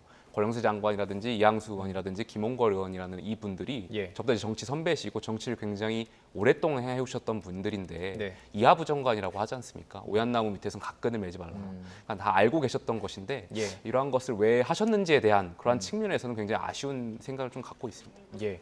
그럼 같은 질문 좀 드려보고 싶습니다. 김남국 의원 징계에 대해서 속도를 좀 내기 어려운 것이 아니냐. 그거는 핑계겠죠. 그거는 저는 뭐 그렇게 하면 국민 입장에서는 악의 동맹이 되는 거예요. 그럼 민주당도 속도를 낼 거라고 보십니까? 속도를 내야죠. 내야 속도를 한다. 내고 예, 예. 김남국 의원의 징계 수위를 기준으로 네. 다른 분들의 징계 수위를 판단하면 되는 겁니다. 그러니까 김남국 의원이 제명이라고 한다면 예. 이 정도는 제명인데 그러면 권영세 의원, 이양수 의원, 김홍걸 의원의 예. 수위는 이 정도인데 그러면 징계 수위는 그거에 비추어 어느 정도의 징계를 하면 될 것인가 예. 이걸 정하면 되는 거지. 네네. 애시당초 어떤 국회의 윤리의 수준을 보여주는 김남국 의원의 징계 이거를 미룬다면 예. 그거는 국민 입장에서는 그냥 악의 동맹이고 이익의 동맹일 뿐인 것이죠. 예. 알겠습니다. 이제 지금 이게 기사가 나온 건 금요일이었고요. 조금씩 이게 좀 눈덩이처럼 굴러가듯이 커지는 것 같아요. 그러다 보면 이제 지금 나온 5명 외에 또 있는지, 11명 외에 더 있는지, 그리고 정말 어떻게 거래가 이루어졌는지를 좀 투명하게 뭐 그 지갑을 공개한다거나 전문가들이 좀 해서 어느 시간에 이루어졌는지도 좀 파악할 필요가 있는 것 같고 앞으로도 계속 이 내용을 좀 다뤄가야 될 것 같습니다. 자, 다음 주제로 넘어가 보도록 하겠습니다. 윤석열 대통령 장모 최 씨 통장 잔고 위조로 실형을 선고받았고 그 후폭풍이 계속되고 있어요. 뭐 그 과정에서 했던 이야기들 때문에 더 좀 돌아오는 것도 같기도 하고요. 근데 오늘 이제 또 이 주제가 더 조명을 받는 이유는 고민정 의원이 얘기했죠. 이 문제가 최초로 의혹이 제기된 게 장제원 의원이다 이 얘기예요. 저희가 좀 준비해봤습니다. 이 내용을 좀 보고 이야기하면 좋을 것 같은데요. 당시 발언을 좀 준비해봤습니다. 함께 들어보시죠. 윤석열 지검장의 장모가 신한저축은행 직원과 공모를 해서 이 잔고증명서를 위조를 했다는 것이 밝혀졌습니다. 본인의 도덕성 문제에 대해서 문제가 발생됐으니 이 문제는 모르셨다면 아니 그럼 피해자가 고소를 하면 될 거 아니겠습니까? 아니 아무리 국감장이지만 너무하신 거 아닙니까? 불행하게도 제가 장모님 사건에 윤석열 후보자께서 배후에 있다는 그 고리를 못 풀었어요. 그래서 오늘 장모님 얘기 안 하려고 그럽니다. 네, 조금 설명을 드리면, 그러니까 그 장모님 사건에 윤석열 당시 중앙지검장이 연루가 돼 있다라는 이제 의혹을 제기했다가 아니다라 얘기한 과정입니다. 이게 그 장모 최은순 씨의 사건에 대해서 얘기한 것은 아니고 지금 그것에 대해서 얘기한 것인데 오늘 이게 다시 한번 조명을 받고 있습니다. 이 과정 어떻게 보셨어요? 일단 고민정 의원께서 국민의힘을 이간질시키려고 하시는 것 같습니다. 세상은 참 돌고 도는 것 같고요. 그러니까 당시에 2018년도는 물론 이제 장제원 의원께서 야당이었고 물론 지금 야당이 민주당이 지금 의혹을 제기하는 것처럼 당연히 야당의 역할은 의혹을 제기할 수 있는 거니까요. 말씀하셨던 대로 국정감사장에서 이제 장모의 잔고 증명 의혹 관련해서 윤석열 검사가 이제 연루된 거 아니냐. 장제원 의원은 이제 의혹을 제기했던 거고요. 근데 2019년도에 공교롭게도 또 이제 검찰총장 인사청문회 과정에서 장제원 의원께서 또 연루된 사실을 증명하지 못했다라고 또 선언을 하셨어요. 예. 그렇기 때문에 이건 그냥 해프닝으로 볼 거라고 저는 생각합니다. 예. 하지만 어쨌든 이 문제가 계속해서 이제 계속 그 야당에서는 이거 왜 안 다루느냐. 이 고소 사건들, 뭐 고발 사건들이 재판 과정들에 대해서 관심을 갖고 있었고 결국엔 지금 구속이 되면서 다시 한번 주목을 받는 것인데 이것과 관련해서 이제 고민정 의원의 주장은 뭐였냐면 최근에 장제원 의원이 지금 그 과방위원장을 맡고 있는 것을 내려놓겠다. 이게 원하는 그 법안이 통과되면 그 얘기였어요. 그것도 지금 염두에 둔 것 아니냐라는 지금 뭐 추측성 발언까지 나갈 거 아니겠습니까? 그걸 염두에 뒀든 안 뒀든 저는 오히려 지금 고민정 의원의 이런 발언은요. 대통령실을 도와주는 거예요. 아, 그래요? 왜 지금 문제가 되는 부분을 분산을 시킵니까? 장제원 의원을 여기에 끌어들인다 해가지고 얼마나 그게 도움이 된다고. 본질은 뭐냐? 윤석열 대통령께서 대통령 후보 당시에 물론 가족을 믿을 수밖에 없고 그 신뢰하는 바탕 위에서 한 말들이지만 결과적 거짓말이 됐다는 거예요. 결과적 거짓말. 결과론적으로 거짓말이 됐다는 겁니다. 그러면 의도는 뭐 비난할 수 없겠지만 결과적으로 거짓말이 된 부분에 대해서는 책임을 물어야 될 거 아닙니까? 최고의 공직자인데. 그럼 결과적 거짓말이 된 부분에 대해서는 그때는 어땠다든가. 그래서 가족을 믿을 수밖에 없었다든가. 그리고 그 당시에는 가족의 말 이외에 나한테 그걸 뭐 수사할 권한이 있는 것도 아니었고 후보 입장에서 그 뭘 할 수 없는 거였기 때문에 가족을 믿고 얘기했다든가. 그러나 결과적으로 이렇게 됐기 때문에 내가 한 말이 결과적으로는 법원에서는 거짓이 됐고 그런 부분에 대해서는 내가 사과를 드린다든가 이런 입장 표명이 있어야 되잖아요. 그러니까 장모가 뭐 수익을 올린 거 없다 그 말씀하시는 건가요? 그렇죠. 뭐 이론도 한 게 없고 오히려 뭐 손해만 보고 뭐 속았고 뭐 이런 식으로 얘기하셨잖아요. 근데 법원은 아주 많은 자료들을 깊숙이 들여다보고 아니라고 판결을 내린 겁니다. 그러면 결과적 거짓말이 된 거예요. 그 당시 의도를 갖고 거짓말한 건 아닐지라도.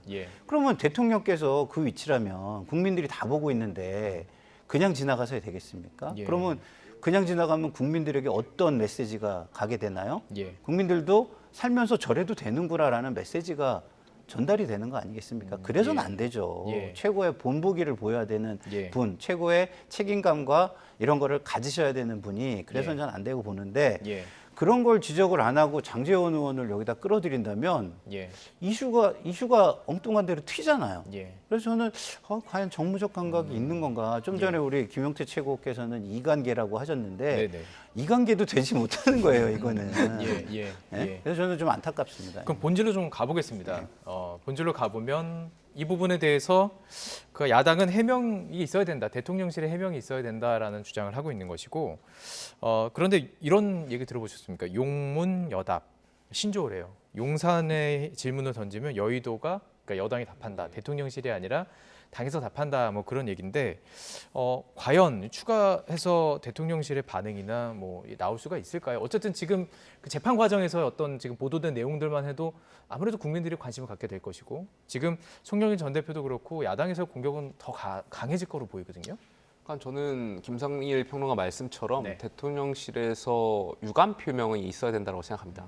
그러니까 이것이 대통령실의 해명처럼 사법부의 판단에 대해서 왈가왈부하라는 것이 아니라 말씀하셨던 것처럼 그러니까 대통령직을 수행하는 분으로서 그러니까 친인척 관련된 이 사건에 연루된 것에 대해서 어떤 도의적인 유감 표명이 할 필요가 있다라고 생각해요. 대통령께서 잘못했다라는 것이 아니라요. 대통령께서 직접적인 잘못은 있는 건 아니겠죠. 물론 이러한 것이 정치에 직접 뛰어들기 전에 있었던 일이고, 또 두 번째로 대부분의 일들이 처가 리스크가 결혼하기 전에 있었던 일이고, 사실 조금의 일부도 사실 결혼하고 나서지만 그 굉장히 짧은 기간에 이후에 있었던 일이기 때문에 대통령으로서 그 당시 후보였고, 후보면 이제 장모님에 대한 이야기로서 본인이 이제 이해관계자로서 제가 없다라고 정말 판단했을 수도 있지 않았겠습니까? 그런 과정에 대해서 어쨌든 말씀하셨던 부분이 있는 거고, 그러니까 지금 현재는 대통령이 되셨고, 그리고 결과적으로 말씀하신 대로 이제 장모께서는 이제 구속이 되셨고, 여기에 대해서는 국민들께 도의적인 어떤 유감 표명의 메시지는 있어야 된다고 저는 생각합니다. 도의적인 표현이 있어야 된다고 보는데, 지금 민주당 측에서는 이 부분을 또 바라보는 시각이 기소하는 과정들에 대해서 좀 의혹을 제기하는 것 같아요. 오늘 박용진 의원 글도 보고 뭐 박성주 의원 얘기를 들어보면 이게 두 가지 사실 이제 네네. 최윤순 씨와 관련된 네. 그 재판이 있었는데 네. 하나에서는 오히려 아예 기소가 되지가 않고 안모 네. 씨만 기소돼서 재판이 이루어지고 있고 네네. 또 이 문제에 있어서 지금 구속된 이 사안에 대해서도 사기 혐의가 적용이 안 됐다. 이 부분은 좀 네네. 의혹을 제기하고 있더라고요. 네. 그러니까 예. 뭐 봐주기가 있었다 뭐 이런 건데요. 뭐 그거는 뭐 문제 제기를 할 수 있고 네. 문제 제기를 하는 거에 대해서 답을 하는 방식으로 이루어지면 저는 된다고 보고요. 네. 그리고 만약에 이번 정권에서 그 의혹이 밝혀지지 않는다면 만약에 정권이 바뀌면 또 문제는 저는 될 수 있을 거라고 저는 생각을 해요. 예. 그 정도라면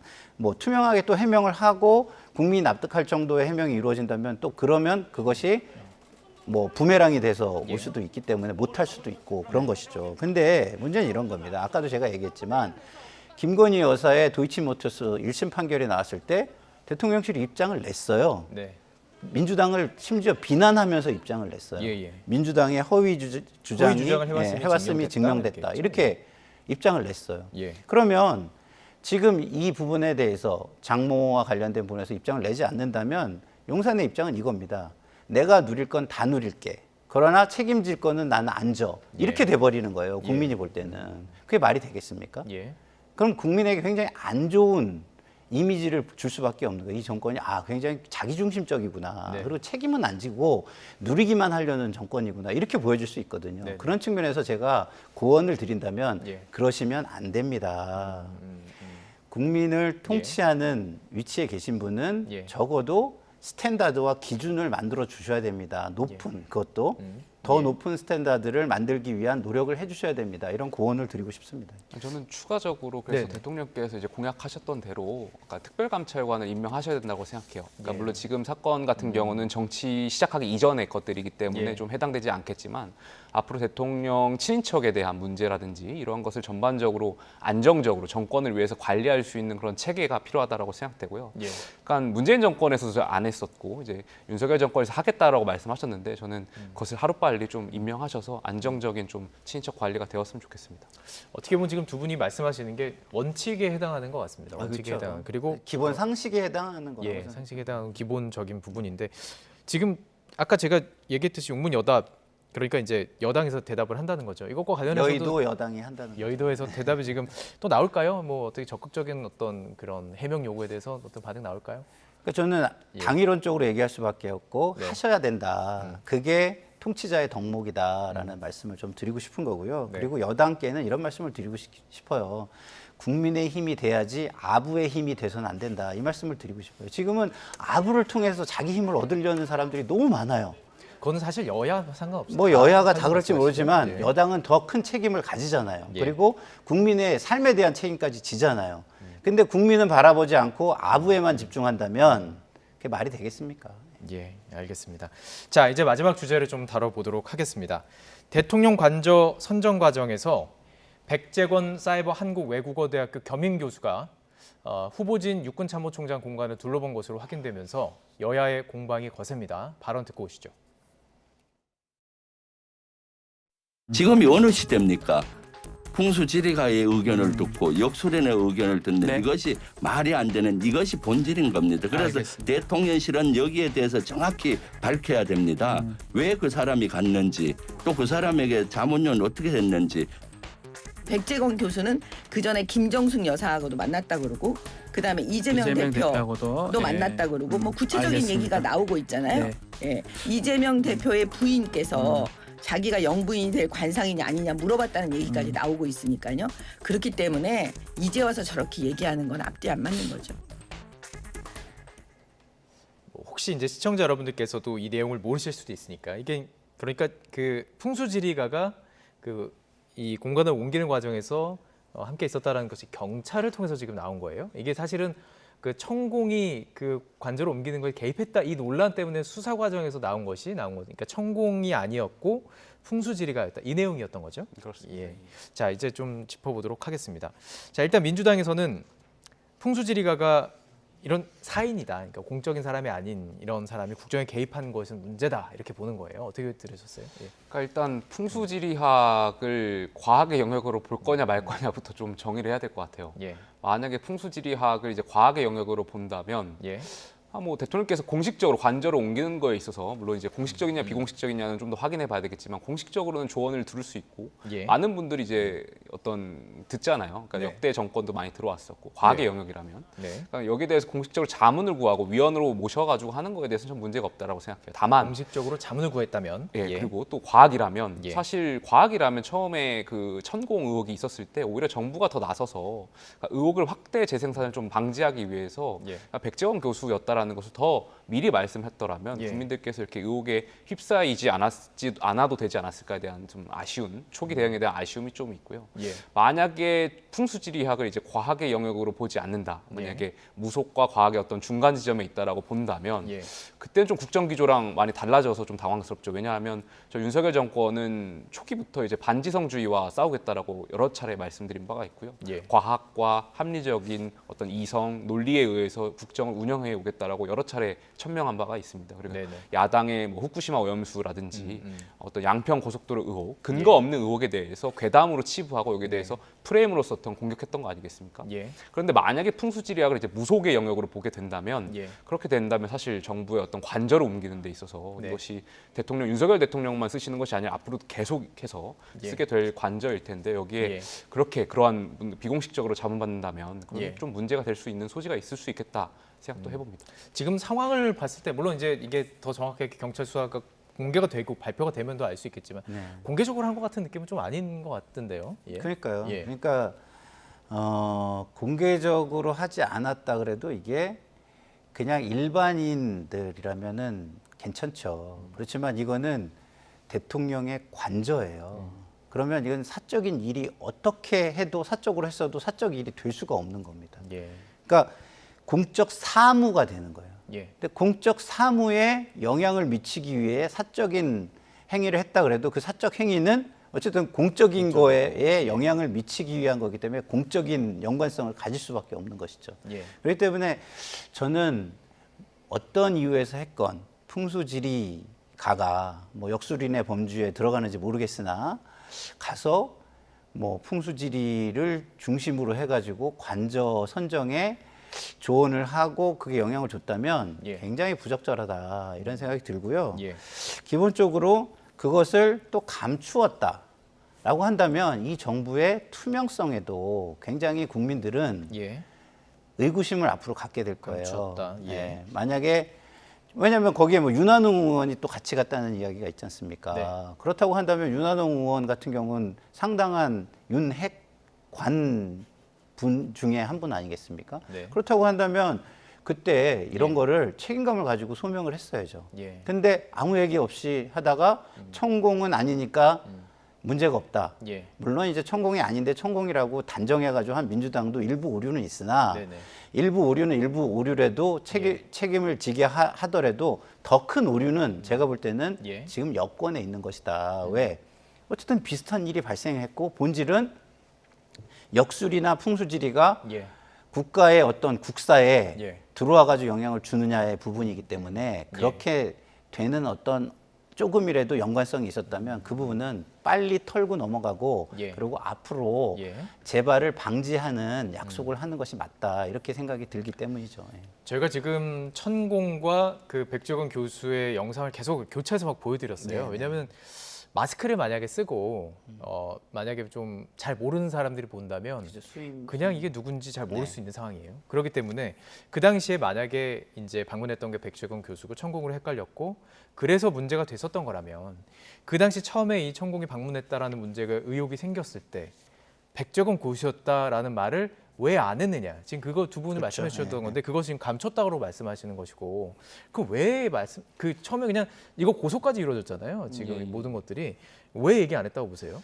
글쎄요, 뭐 이게 사인간이라면 사실 문제를 제기하는 측이 증명을 하게 되어 있어서 그런데 이제 정부잖아요. 정부면은 의혹에 대한 확대 재생산을 좀 방지하기 위해서 미리 말씀할 필요가 있었던 는데 그럼에도 불구하고 그것을 말씀하지 않은 거에 대해서는 저도 좀 글쎄 좀 이해가 좀 쉽게 납득이 되지는 않는 것 같고요. 일단 그리고 민주당이나 이제 야권도 여기에 대해서 좀 반성할 부분이 있을 것 같아요. 어쨌든 이제 천공은 아니라는 것이 이렇게 증명된 거니까요. 야권도 여기에 대해서 이제 의혹을 제기했던 부분에 있어서는 좀 국민들께 여기에 대해서 좀 유감한 표명이라든지, 왜냐하면 온 국민들이 지금 굉장히 이제 가짜 뉴스를 믿는 분들도 계시잖아요. 그렇기 때문에 야권의 어떤 그런 사과도 필요하지 않나 그런 생각도 해봅니다. 자, 그리고 이게 심각한 게 뭐냐면요. 제가 모든 역술인 분들을 폄훼하고 싶은 마음은 없지만 일부 극성스러운 역술인들은요, 이 정치적인 영향력을 이용해서 사업을 하거나 자기 이익을 추구하는 사람들이 되게 많아요. 제가 과거에 여권의 유력 대통령 후보와 일을 했었잖아요. 그때 제가 역술인들을 떼어내는데 너무너무 고생을 했던 기억이 나요. 끊임없이 다가옵니다. 풍수지리도 있었나요? 풍수지리보다는 역술인이 더 많았는데요. 풍수지리도 뭐 없진 않았던 것 같아요. 왜냐면은 또 뭐 부모님 묘라든가 뭐 여러 가지가 있기 때문에. 그리고 또 심지어는 당사의 대표 사무실을 어느 위치에 둬야 되냐, 책상을 어디에 둬야 되냐, 이런 것부터 시작해가지고 너무 많은 사람들이 접근을 합니다. 근데 이게요, 진짜 너무 힘든 게 처음에는요, 그 동료 의원을 통해서 와요. 그래서 막잖아요. 그러면은 부인을 통해서 와요. 막잖아요. 그러면 장모님을 통해서 와요. 또 막잖아요. 그럼 동문회를 통해서 와요. 굉장히 어렵습니다. 막기가. 그러면 이런 사람들이 왜 그렇게 집요하게 정치인한테 달라드느냐? 그러면 정치인들은 욕망이 크잖아요. 그 욕망에 불안감을 부추겨서 그 사람과의 친분으로 자기가 자기 민원을 풀거나 남의 민원을 해결해 주면서 영향력을 행사하거나 자기 사업의 이익을 추구하거나. 그렇죠. 그래서 일부 극성스러운, 뭐 전체는 아니지만 일부 극성스러운 역술인들의 이런 것들을 막기 위해서라도 이런 거는 요번에 투명하게 밝히고 앞으로 이런 것들이 정치권에 이런 데 접근하지 못하도록 하는 방안을 스스로 좀 서로 토론하고 강구해야 되는 게 필요하다고 저는 생각합니다. 그럼 이것과 관련해서 좀 구체적인 대통령실의 어떤 설명들이 좀 필요할까요? 어떻게 보십니까? 글쎄요, 그냥 뭐 대통령실에서 입장도 뭐 어느 정도 저는 밝힐 필요가 있을 것 같아요. 왜냐하면 관저를 이전하는 것은 대통령 개인이 물론 쓰는 거겠지만 역대, 그러니까 앞으로 계속해서 대통령들 차후에 대통령분들도 쓰실 부분이기 때문에 그리고 공적인 부분인 거잖아요. 사적인 부분이 아니라. 그렇기 때문에 어떤 국민 세금이 투여되는 것이기 때문에 여기에 대해서는 대통령실의 어떤 입장 표명은 있을 필요는 있다라고 저는 생각합니다. 자, 어쨌든 이 부분에 대해서 이제 민주당의 공세가 강해지는 상황 속에서 여당에서의 논리는 이겁니다. 이재명 대표의 배우자 김혜경 씨도 인연이 있었고 또 뭐 여러 가지니까 지금 야권의 인사들과도 인연이 있다는 거예요. 그리고 본인의 어떤 관상을 봐주거나 그런 것들이 있었다라는 주장인데 논리는 어떻게 보세요? 그러니까 자꾸 본질을 어긋나는 얘기를 하잖아요. 그러면은 그 잘했다는 건가요? 이재명 대표나 김정숙 여사가 만난 거를 잘했다는 거예요? 잘했기 때문에 그냥 넘어가야 된다는 거예요? 아니잖아요. 잘못했으면 누가 했든 잘못된 건 바로 잡아야죠. 그리고 그 정미경 의원이 좀 아까 말씀하시던데 정미경 의원이 이준석 대표하고 친할 때는요. 이 정권이 탄생한 이유가 과거의 정권이 잘못한 걸 하지 말라고 뽑아준 거지. 그거를 과거의 정권을 핑계대거나 비난하면서 똑같은 일을 반복하라고 뽑아준 게 아니다. 우리는 그래서 더 잘해야 된다. 이렇게 말씀하셨던 분이에요. 근데 그러던 분이 지금은 과거의 정권이나 야당을 빗대어 가지고 거기도 그랬으니까 지금 이 문제는 마치 문제가 없다는 식으로 이 문제를 그냥 우회해서 넘어가려고 하는 이런 태도는 그야말로 또 다른 아부의 힘이죠. 그렇군요. 지금 영상에도 나오는데 동물관상이라고 써 있습니다. 저도 이분과 관련해서 이제 뉴스를 준비하면서 좀 유튜브도 찾아보고 기사도 좀 찾아봤는데, 그러니까 관상을 보고 동물에 빗대는 거예요. 그래서 이제 그 책도 지금 쓴 것이고, 보면 윤석열 대통령에 관해서는 이게 칼럼에 있다고 합니다. 악어 관상을 뭐 지녔다. 그래서 생존력과 전투력이 압도적인 갑이다, 이런 얘기를 했습니다. 아까 과학적이라고 말씀하셨잖아요. 과학인지 궁금하다라는, 저희가 이제 확인을 해야 된다. 이제. 과학적이라고 보십니까? 어떻게 보세요? 이게 사실은 과학이라는 건 객관의 영역이 돼야 되지 않습니까? 수치화시키거나 모든 사람들이 그걸 봤을 때 이것이 뭔가 가설과 증명을 통해서 이해가 돼야 되는 거잖아요. 그러니까 뭐 풍수지리학이 이제 학문으로서도 이제 있고 하다 보니까 과학이냐 아니냐를 좀 제가 여기 이 자리에서 말씀드리기 좀 어려울 것 같고요. 제 개인적인 생각으로 이제 과학과 무속의 어떤 중간 지점, 경험치기 있다 보니까 중간 지점으로 봐야 되지 않을까 좀 생각해 봅니다. 아니 근데 지금 말씀은 그 이과가 아니셔가지고 그런 것 같은데 그 공대생 출신인 저로서는 이제 저렇게 얘기하시면 과학이 아니에요. 공대 출신이시고. 과학은 뭐냐? 모든 조건이 똑같을 때 똑같은 일을 하면 그 결과가 항상 똑같아야 되는 겁니다. 그러면은 예를 들어 가지고 지금 뭐 이재명 대표의 어떤 부분을 살쾡이 관상이라고 하는지 모르겠지만 그런 조건들을 다 이제 나열을 하고 그 조건이 있으면 항상 그 일이 발생해야 돼요. 근데 인간이라는 게 그런가요? 그렇지 않잖아요. 그렇지 않잖아요. 네네. 그렇기 때문에 이거는 과학이 될 수가 없는 거예요. 과학이. 과학이라는 건 모든 조건이 똑같을 때는 항상 같은 시도는 같은 결과로 귀결돼야지 그걸 과학이라고 우리가 하죠. 알겠습니다. 풍수지리가 과학이냐라는 그 주장에 대해서는 지금 어떻게 좀 따져볼 수가 없는 상황이고 어쨌든 이 문제를 과학이 아니라니까요. 따져볼 수 없는 게 아니라. 알겠습니다. 알겠습니다. 그 가운데 영역에서 지금 얘기를 하다 보니까 얘기를 했습니다. 자, 그렇다면 이제 이 문제는 앞으로도 커질 것이고 계속해서 공격이 이어질 상황인 것인데 과연 어떻게 전개가 될지도 상당히 지금 궁금한 상황입니다. 자, 이것에 대해서 이제 경찰의 입장들이 분명히 나와야 될 텐데 민주당에서는 가만히 있지 않을 것 같은데요. 계속해서 공세를 이어갈 텐데요. 어떻게 보십니까? 아무래도 민주당 입장에서는 이제 천공이 아니더라도 말씀하셨던 대로 이제 풍수지리학자를 무속인으로 이제 치부하면서 계속 무속 프레임을 걸려고 하겠죠. 근데 저는 일단 민주당 아까 제가 처음에 말씀드렸던 것처럼 야권에서 일단 천공이 아니었다라는 거에 대해서는 어떤 언급이 있어야 될 것 같아요. 그러니까 천공이 아니면 말고 이런 식의 프레임을 짤 것이 아니라 본인들이 먼저 천공이었다라고 이제 주장을 했었으니까 그것이 아닌 걸로 또 일단 밝혀졌으니까요. 그러니까 그것이 이제 풍수지리학으로 보는 것이 적절할 것이냐 아니냐는 국민들의 이제 판단의 몫으로 보면 될 것 같습니다. 어떻게 보십니까? 앞으로 이게 어떻게 펼쳐질까요? 글쎄요. 기본적으로 민주당은 이거는 그 어쨌든 제가 볼 때는 약간 우위에 있는 이슈 같아요. 그렇기 때문에 문제 제기는 계속 할 수밖에 없고요. 그리고 이거를 끊어주려면 대통령실에서 책임 있게 해명과 어쨌든 사과, 뭐 일정 부분의 뭐 사과 이거는 왜 이게 투명하지 못하게 이 일을 처리했느냐에 대한 책임감 있는 어떤 사과 이거는 저는 필요하다고 생각하고요. 그랬을 시에 민주당은 왜 이거를 천공으로 찍어서 굳이 정권을 공격하기 위한 그런 시도를 했느냐, 과도한 시도를 했느냐 이것도 이어 사과를 하게 돼야 되는 상황이 발생할 거다 이런 생각이 듭니다. 알겠습니다. 그러니까 정보가 정확하게 시청자 여러분들에게 전달되는 과정들이 참 쉽지는 않은 것 같습니다. 일단 뭐 기자들 같은 경우나 수사권이 없으니까요. 수사권에 있는 사람들은 아주 한정이 돼 있고 맞습니다. 그렇다면 정말 투명하게 공개가 돼야 되고 언론에서는 그것을 정말 공평부당하게 다뤄야 될 것이고요. 이 모든 과정, 오늘 이야기 나눴던 세 가지 주제가 다 그런 것 같습니다. 저희가 또 관심 갖고 지켜보면서 성실하게 보도해 드리도록 하겠습니다. 오늘까지 여기까지 이야기 나누도록 하죠. 김용태 전 국민의힘 최고위원, 김상일 정치평론가와 함께했습니다. 고맙습니다.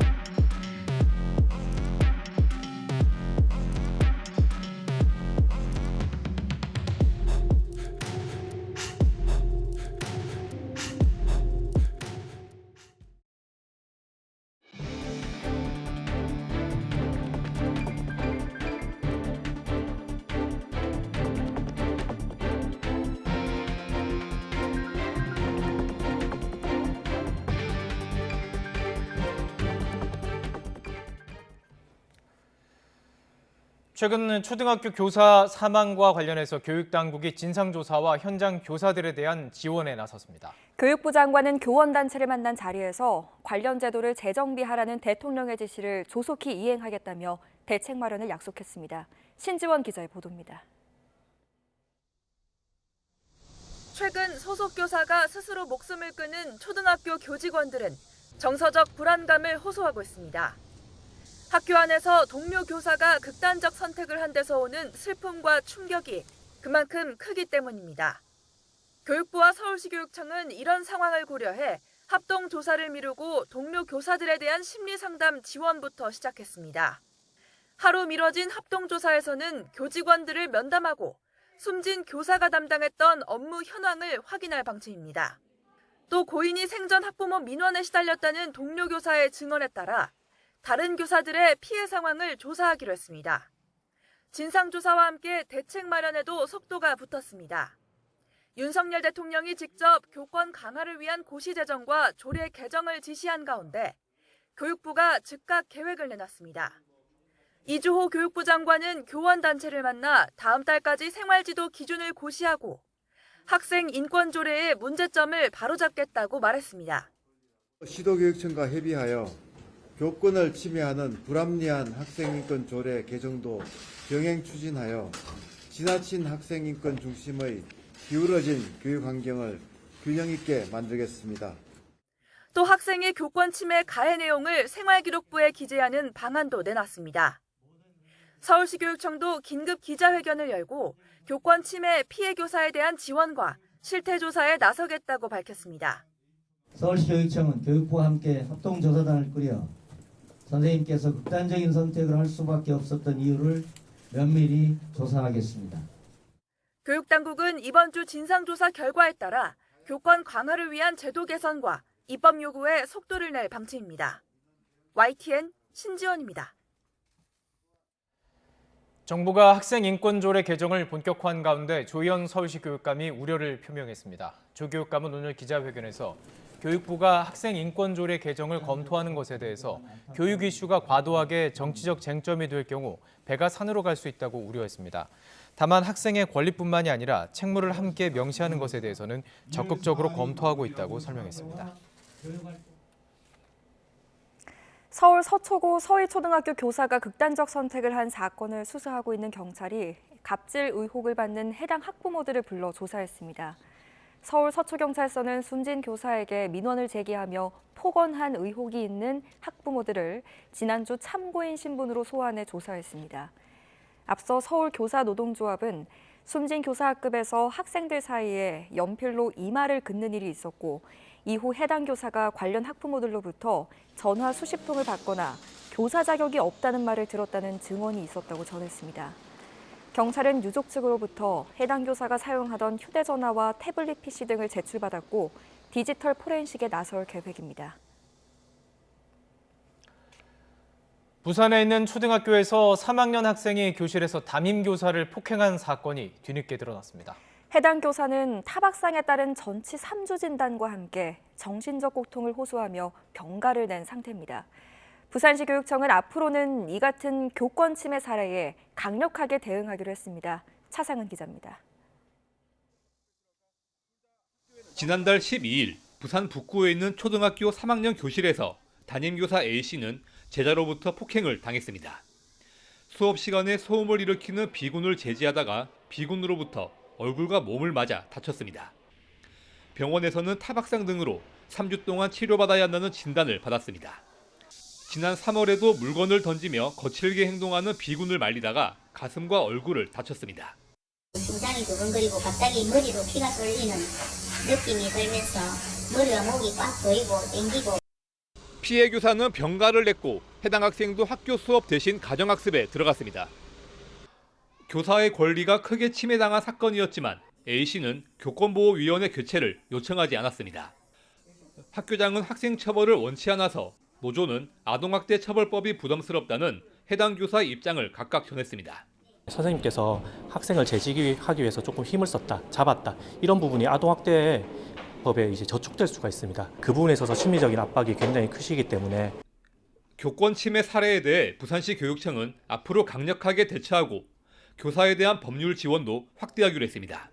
교권 침해 사항을 교육청에 반드시 신고하고 선생님의 의사와 관계없이 교권보호위원회도 의무적으로 개최해야 합니다. 서울 서희초에서 교사가 안타깝게 숨지는 사고를 계기로 그동안 골마온 교권 침해 사례가 세상에 드러나고 있습니다. YTN 차상입니다.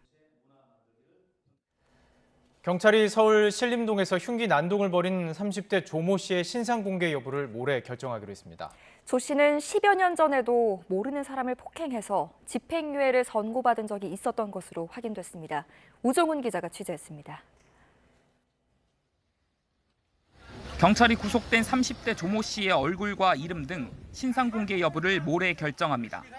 조 씨의 범행이 잔인하고 중대한 피해로 이어져 신상공개 심의위원회 개최 대상이 됐기 때문입니다. 범행 당일 조 씨의 행적도 추가로 드러났습니다. 낮 12시 인천에 사는 조 씨는 택시로 서울 금천구 할머니 집에 간 뒤 근처 마트에서 흉기를 훔친 것으로 조사됐습니다. 이후 택시를 타고 신림동으로 이동해 범행 대상을 물색했습니다. 조 씨는 사람이 많은 곳이어서 신림동에 갔다고 진술했습니다.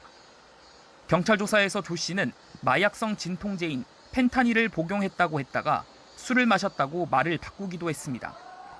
경찰은 조 씨의 일관되지 않은 진술이 감형을 받기 위한 거짓말이 아닌지 살피고 있습니다. 예전부터 너무 안 좋은 상황에 있었던 게 제가 너무 잘못한 일인 것 같습니다. 어떤 안 좋은 상황인지 한번 말해주세요. 아니 저는 그냥 쓸모없는 사람이 죄송합니다. 조 씨의 과거 다른 범행도 드러났습니다. 지난 2010년 조 씨는 서울 신림동 주점에서 모르는 이들을 폭행해 징역 1년 6개월에 집행유예 2년을 선고받았습니다. 이때도 범행 대상은 일면식도 없던 손님과 종업원이었습니다. 조 씨가 발을 밟았다며 말다툼으로 시작해 옆에서 말리던 이들까지 소주병을 휘둘러 상해를 입혔습니다. 이번 흉기 난동으로 숨진 20대 남성의 유족들은 조 씨가 또다시 사회에 나올까 두렵다며 최고형인 사형에 처해달라고 청원을 올렸습니다. 피해자와 가족, 다른 온라인 이용자의 2차 피해를 가할 수 있는 범행 영상 유포에 대한 수사도 이어지고 있습니다. 경찰은 범행 영상이 그대로 노출된 인터넷 사이트 게시물 17건을 찾아내 방송통신심의위원회와 운영자의 삭제를 요청했습니다. 또 범행 장면이 담긴 CCTV 화면을 처음 유포한 사람을 정보통신망법 위반 혐의로 입건해 수사하고 있습니다. YTN 우종훈입니다. 최근 흉기 사건이 발생한 신림동에서 여성들을 살해하겠다는 내용의 게시물이 온라인에 올라와 경찰이 수사에 나섰습니다.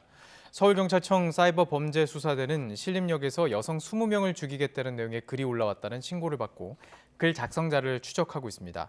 오늘 오후 한 온라인 커뮤니티에는 흉기를 구매한 내역과 함께 오는 26일 신림역에서 한국 여성 20명을 죽이겠다는 글이 올라왔습니다. 해당 글은 현재 삭제된 상태입니다. 경찰은 인터넷 프로토콜 추적을 통해서 글 작성자를 찾아낸 뒤 실제 범행 준비 여부 등을 확인할 예정입니다. 서울 도심에서 그것도 대낮에 또 흉기 난동 사건이 벌어졌습니다. 서울 구로경찰서는 오늘 오후 3시 반쯤 살인미수 혐의로 70대 남성 A씨를 긴급 체포했습니다. A씨는 오늘 오전 10시 40분쯤 서울 고척동에 있는 아파트 지하 주차장에서 50대 여성에게 흉기를 휘둘러 살해하려 한 혐의를 받습니다. 피해자는 A씨와 지인 관계로 가슴 부위를 크게 다쳐 병원에서 수술을 받고 있는데 위중한 상태인 것으로 전해졌습니다. 범행 이후에 달아난 A씨는 이 아파트에 숨어 있다가 4시간 50여 분 만에 붙잡혔는데 술이나 마약에 취한 상태는 아니었던 것으로 파악됐습니다. 충북 청주 오송 지하차도 침수 사고와 관련해서 검찰이 부실 또는 늑장 대처 의혹을 받는 5개 기관을 동시에 압수수색했습니다. 이번 일제 압수수색으로 참사 관련 모든 기관의 검찰의 수사 선상에 올랐습니다. 이성호 기자입니다. 검찰 수사관들이 상자를 들고 오송 파출소 안으로 들어갑니다. 국무조정실 감찰 과정에서 경찰이 지하차도 침수 보고를 받고도 이를 숨기고자 다른 사고 현장에 출동한 것처럼 허위 보고를 한 혐의를 확인하기 위해서입니다. 수사관들은 순찰 차량에서 내부 장치 등 출동 기록 지령 등의 자료를 확보한 것으로 알려졌습니다. 지금 어떤 거 위주로만 하시는 건지만 그거를 뭐 말씀드릴 수는 없는 거고 일단 저희 상당히 조사를 하는 겁니다. 검찰 수사본부는 오송 파출소뿐만 아니라 상급 기관인 흥덕경찰서와 충북경찰청에 대해서도 압수수색을 벌였습니다. 이곳에서는 호우 대응 관련 지시가 제대로 이루어졌는지를 112 종합상황실 등에서 관련 자료와 직원들의 휴대전화를 확보한 것으로 전해졌습니다. 오늘 어느 정도 정황 확인돼서 압수수색 들어가시는 건가요? 검찰 수사본부는 충북도청과 청주시청 등에도 수사관을 파견했습니다. 이들 기관은 사고 발생 전 위험 사항을 여러 차례 신고받고도 교통 통제 등 적절한 조처를 하지 않은 혐의를 받고 있습니다. 또 행정중심 복합도시 건설청도 압수수색했는데 참사의 원인이 된 임시제방 부실 설치 의혹이 집중 조사 대상이 될 것으로 보입니다. 특히 이번 압수수색에서는 관련 자료 확보뿐만 아니라 소속기관 직원들에 대한 조사도 함께 이뤄졌습니다. 검찰 관계자는 정식 참고인 조사는 아니지만 수사의 방향을 잡아야 해서 물어보는 거라며 큰 틀에서 보면 조사의 한 과정이라고 말했습니다. 이번 참사 사고와 관련해 검찰은 재해와 안전사고 수사 경험을 갖춘 인력을 투입해 세계팀 17명의 검사로 수사본부를 꾸렸습니다. 애초 검찰의 수사 대상이 국무조정실이 수사 의뢰한 부분에 대해 한정될 것으로 보였지만 이번 일제 압수수색을 통해 참사 관련 모든 기관이 수사 선상에 오른 것으로 보입니다. YTN 이성호입니다. 윤희근 경찰청장은 오송 지하차도 참사 당시 대응을 놓고 경찰 책임론이 불거지는 것과 관련해 수사로 밝혀져야 할 부분이라고 강조했습니다. 윤희근 청장은 출입기자단 정례 간담회에서 관련된 여러 기관에 대해 예외 없이 한 점의 의혹 없는 수사가 이루어져야 한다고 밝혔습니다.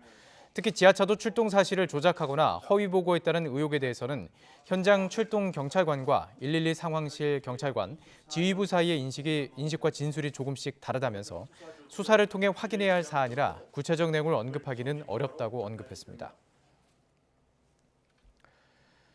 쌍방울그룹의 대북 송금 의혹 사건과 관련해서 이화영 전 경기도 평화부지사가 이재명 대표에게 불리한 진술을 검찰에 했는지를 놓고 정치권에서는 진실 공방이 벌어지고 있습니다.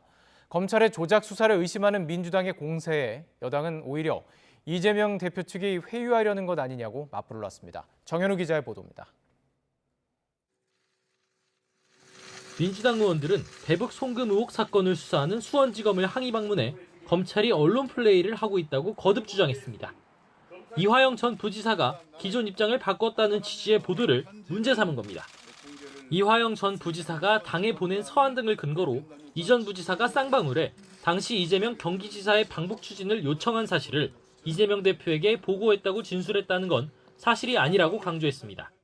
이 전 부지사가 직접 해당 발언을 한 적이 없다고 밝힌 상황에서 검찰이 추악한 거짓 언론 플레이를 펼친 것으로 볼 수밖에 없을 것입니다. 검찰이 구속된 이화영 전 부지사를 회유 압박한 정황이 드러났다고도 했는데 국민의힘은 반박했습니다. 대북 송금 의혹 사건에 대한 김성태 전 쌍방울그룹 회장의 진술을 거론하며 이 전 부지사도 진실을 쏟아내는 것이라고 받아쳤습니다. 검찰의 조작 수사를 의심하는 민주당을 향해선 오히려 이재명 대표 측이 진술을 바꾼 이 전 부지사를 회유하는 것 아니냐고 쏘아붙였습니다.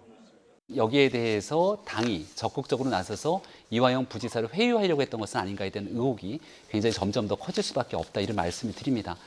특히 민주당이 대북 송금 의혹 사건에 발끈하는 데는 정치적 의도가 있다고 보고 있습니다. 이재명 대표에 대한 검찰의 구속영장 청구 가능성이 거론되는 상황에서 이른바 방탄국회의 명분을 쌓고 있다는 겁니다. 압박쇼를 한 이유는 자명합니다. 점차 조여오는 검찰의 수사망에 어떻게든 정당하지 않다는 명분을 만들어야 하기 때문입니다. 민주당이 최근 의원총회에서 정당한 영장에 대해서만 불체포 특권을 포기하겠다고 결의한 걸 겨냥한 겁니다. 물론 이재명 대표는 앞서 공언한 대로 검찰이 영장을 청구하면 바로 법원의 영장 심사를 받겠다는 입장입니다. 한 발 더 나아가 현재 무기명인 체포동의안 표결 방식도 기명으로 바꿔 책임 정치를 강화하겠다는 의지도 내비쳤습니다. 조기에 기명투표로 전환하는 게 필요하다고 생각합니다. 책임 정치라는 측면에서. 검찰의 그 부실한 소설을 여당이 베끼기 하고 있는 것 같습니다. 대북 송금 의혹 사건과 관련해 검찰이 이재명 대표에 대한 구속영장을 청구할지 한다면 언제일지 여야는 촉각을 곤두세우고 있습니다. 체포동의안 표결을 둘러싼 제1야당의 내홍 문제까지 겹쳐 있는 만큼 당분간 정치권의 신경전은 불가피해 보입니다. YTN 정현우입니다. 쌍방울그룹의 대북 송금 의혹과 관련해 최근 일부 입장을 뒤집은 것으로 알려진 이화영 전 경기도 평화부지사와 관련해 부인이 남편 변호인단 일부에 대한 해임 신고서를 냈습니다. 이 전 부지사 부인 A씨는 법무법인 해광에 대한 해임 신고서를 오늘 수원지방법원에 접수했습니다. A씨가 해임 신고서를 낸 이유는 변호인단이 이 전 부지사 재판 기록을 유출했다는 사건과 관련해 검찰 조사를 받게 된 만큼 적극적인 대응이 어렵다고 봤기 때문인 것으로 알려졌습니다. 이태원 참사 책임을 물어 이상민 행정안전부 장관을 탄핵할 수 있는지에 대한 헌법재판소 판단이 내일 오후에 나옵니다. 앞서 국회는 지난 2월 이태원 참사 부실 대응 책임을 물어서 이 장관 탄핵 소추안을 의결했고 탄핵안은 지난 2월 헌재에 접수됐습니다. 이번 탄핵 심판의 핵심 쟁점은 이 장관이 사후 재난 대응 조치를 적절히 했는지, 또 재난 예방 조치 의무와 국가공무원법상 성실, 품위 유지 의무를 다했는지 등입니다. 헌법재판관 9명 가운데 4명이 반대하면 탄핵은 기각되고 6명 이상이 찬성을 하면 이 장관은 탄핵됩니다. 코로나19 확진자가 4만 명대 후반까지 발생하는 등 일주일 만에 40% 가까이 급증했습니다. 방역이 완화된 데다 여름철 이동량이 늘었기 때문으로 풀이되고 있는데 다음 달 초로 예정된 방역 조치 추가 완화의 막판 변수가 될지 주목됩니다. 신윤정 기자가 보도합니다. 코로나19 진단검사를 하는 이빈후과병원 검사실에 의심 증상이 있는 환자들의 발길이 이어집니다. 부터 갑자기 아침에 일어났는데 코 다시 넘어가면서 목 아프고 계속 기침할 때도 목이 엄청 아프고 이 약간 뭐 밥 먹을 때 맛도 안 나고 코막힘이랑 약간 콧물 나고 목도 좀 붓는 것 같고 그래서 좀 두통도 있고 그래서 실제로 끝난 줄 알았던 코로나19 유행이 다시 이처럼 확산하면서 확진자가 크게 늘고 있습니다. 지난 19일 코로나19 확진자는 4만 7천여 명까지 치솟으며 6개월 만에 최다를 기록했습니다. 지난주 전체로 보면 하루 평균 확진자는 3만 8천여 명으로 일주일 전보다 38.8% 급증하는 등 상승세가 가팔라지고 있습니다. 위중증 환자 수는 하루 평균 150명, 일주일간 숨진 사람은 57명으로 일주일 전과 비교해 역시 늘어나는 추세입니다. 대부분 자가 검진도 해보고 막 이러면서 거의 굉장히 의심이 돼서 오는 환자이기 때문에 코로나 검사를 하는 환자의 숫자는 그렇게 많지는 않지만 거의 한 40-50% 환자들이 양성이 나오는 경우가 있습니다. 격리 의무 해제 등 방역이 느슨해진 데다 여름 휴가철을 앞두고 이동량이 늘어나고 예방접종의 면역이 감소하는 시기가 맞물렸다는 분석입니다. 격리 대상자의 법적 격리 의무 해제된 부분도 상당히 영향을 끼치고 있는 것 같고요. 그리고 이제 작년에 예방접종하셨던 분들이라든지 또는 감염됐던 분들의 면역도 감소하는 시기가 맞물려 있거든요. 방역당국은 코로나19 감염병 등급을 독감과 같은 4급으로 내리는 2단계 일상회복 조치를 다음 달로 예정하고 있습니다. 이렇게 되면 일부 대형 병원 등에 남아있던 실내 마스크 착용 의무가 전면 해제되고 검사비와 치료비 지원도 대부분 자부담으로 전환됩니다. 다만 중환자에 대한 지원과 먹는 치료제, 예방접종 지원은 당분간 유지됩니다. 방역당국은 일상회복 2단계 조치를 예정대로 시행한다는 계획인데 다시 커지는 코로나19 유행 상황이 막판 변수가 될 것으로 보입니다. YTN 신윤정입니다. 국토교통부가 서울 양평고속도로 사업 전면 백지화는 일종의 충격요법이었다며 재개 가능성을 시사했습니다. 오는 26일 국회 현안질의에서 원희룡 장관의 공식 언급이 있을지 주목되는데 사업이 재개된다 하더라도 뒤늦게 자료를 공개하며 논란을 자초했다는 비판은 피하기 어려워 보입니다. 윤혜리 기자입니다. 윤석열 정부 임기 내 서울 양평고속도로 사업 재추진은 힘들다고 언급한 원희룡 국토교통부 장관.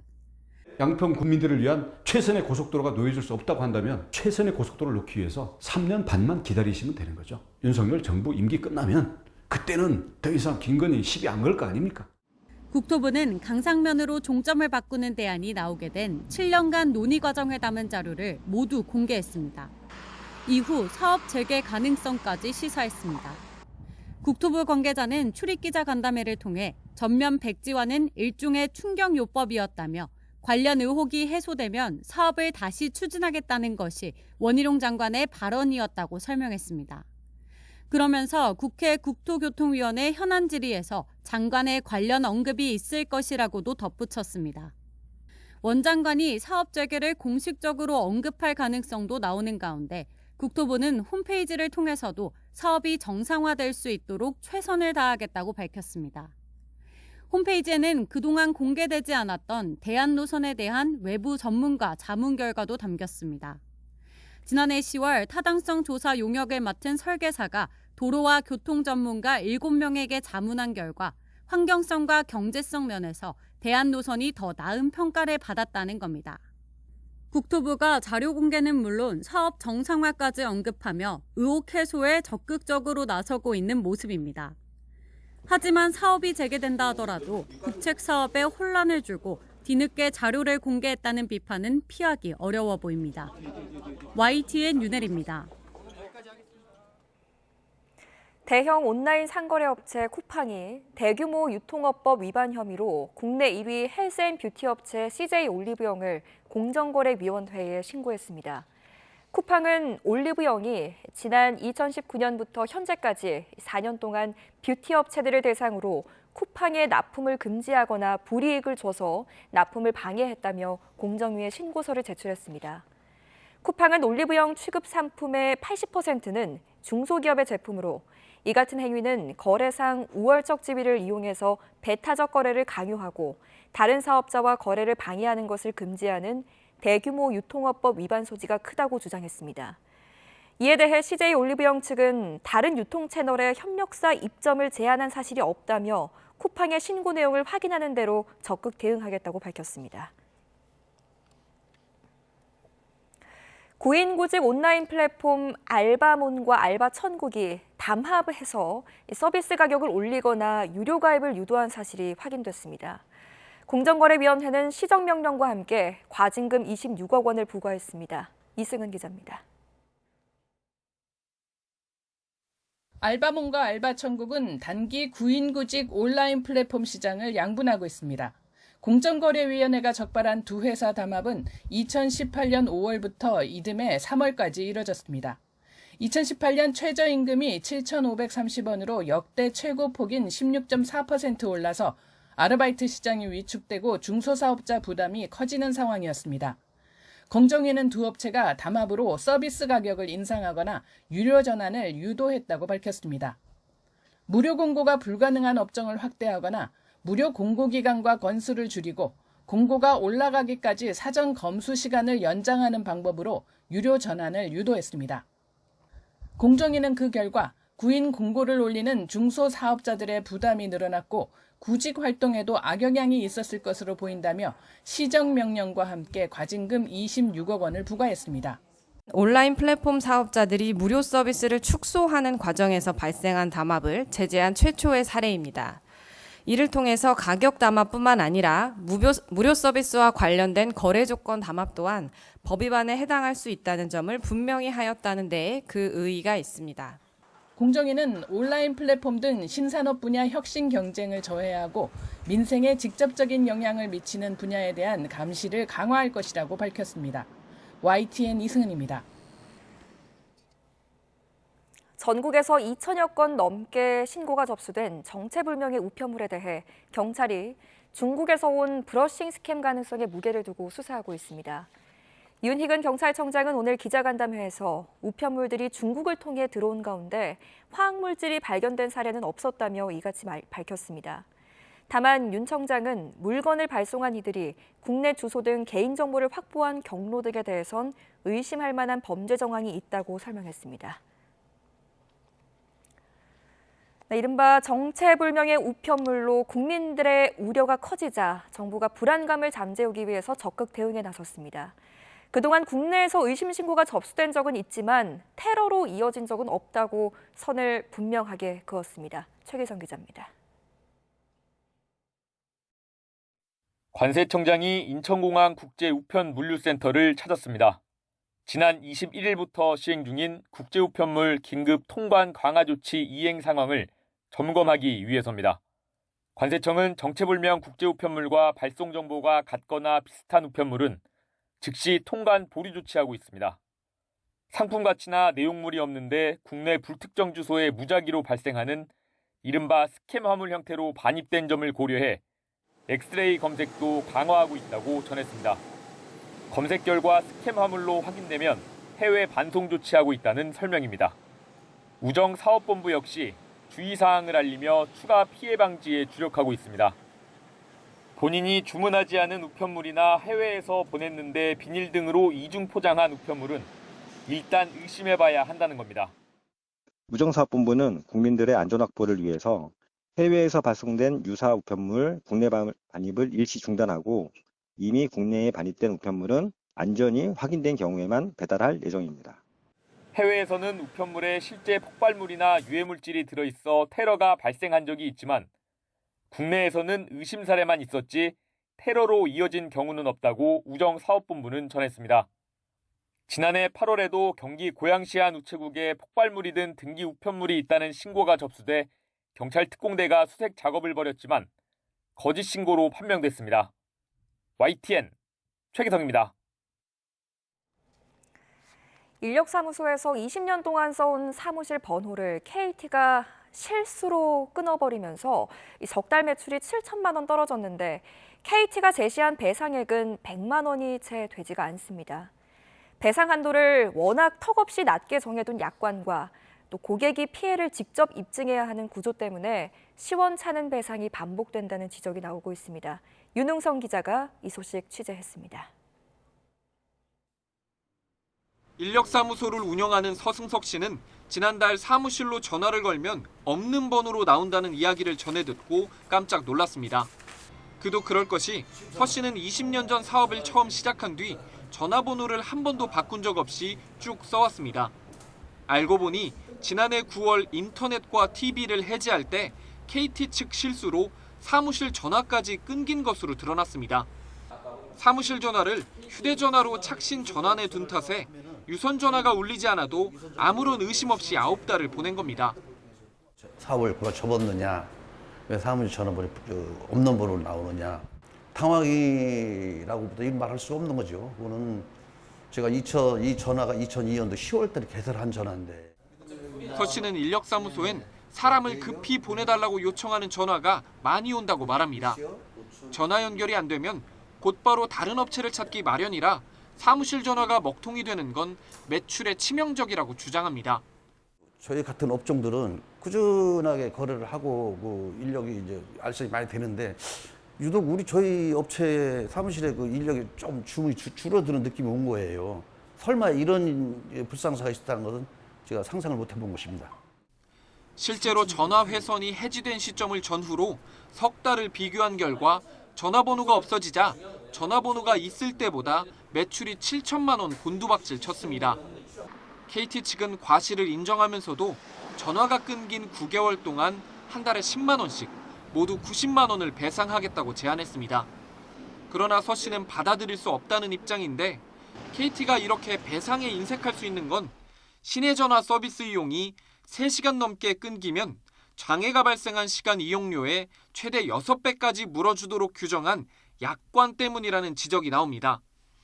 게다가 통신장애에 따른 영업손실을 돌려받으려면 통신사가 고객의 손해를 알았거나 알 수 있었다는 걸 피해자 스스로 입증해야 해서 문턱이 더 높습니다. 얼마만큼의 손해가 발생할지를 이 가해자, 즉 과실이 있는 KT 측에서 알고 있어야 된다는 거거든요.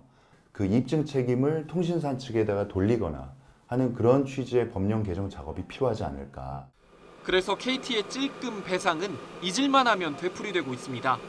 지난 2018년 아현지사 통신구 화재로 서울과 경기 고양에서 통신대란이 벌어졌을 때도 KT는 소상공인들에게 애초 몇만 원씩만 배상하겠다고 했다가 비판이 쏟아지자 배상액을 수십만 원으로 올렸습니다. YTN 윤웅성입니다.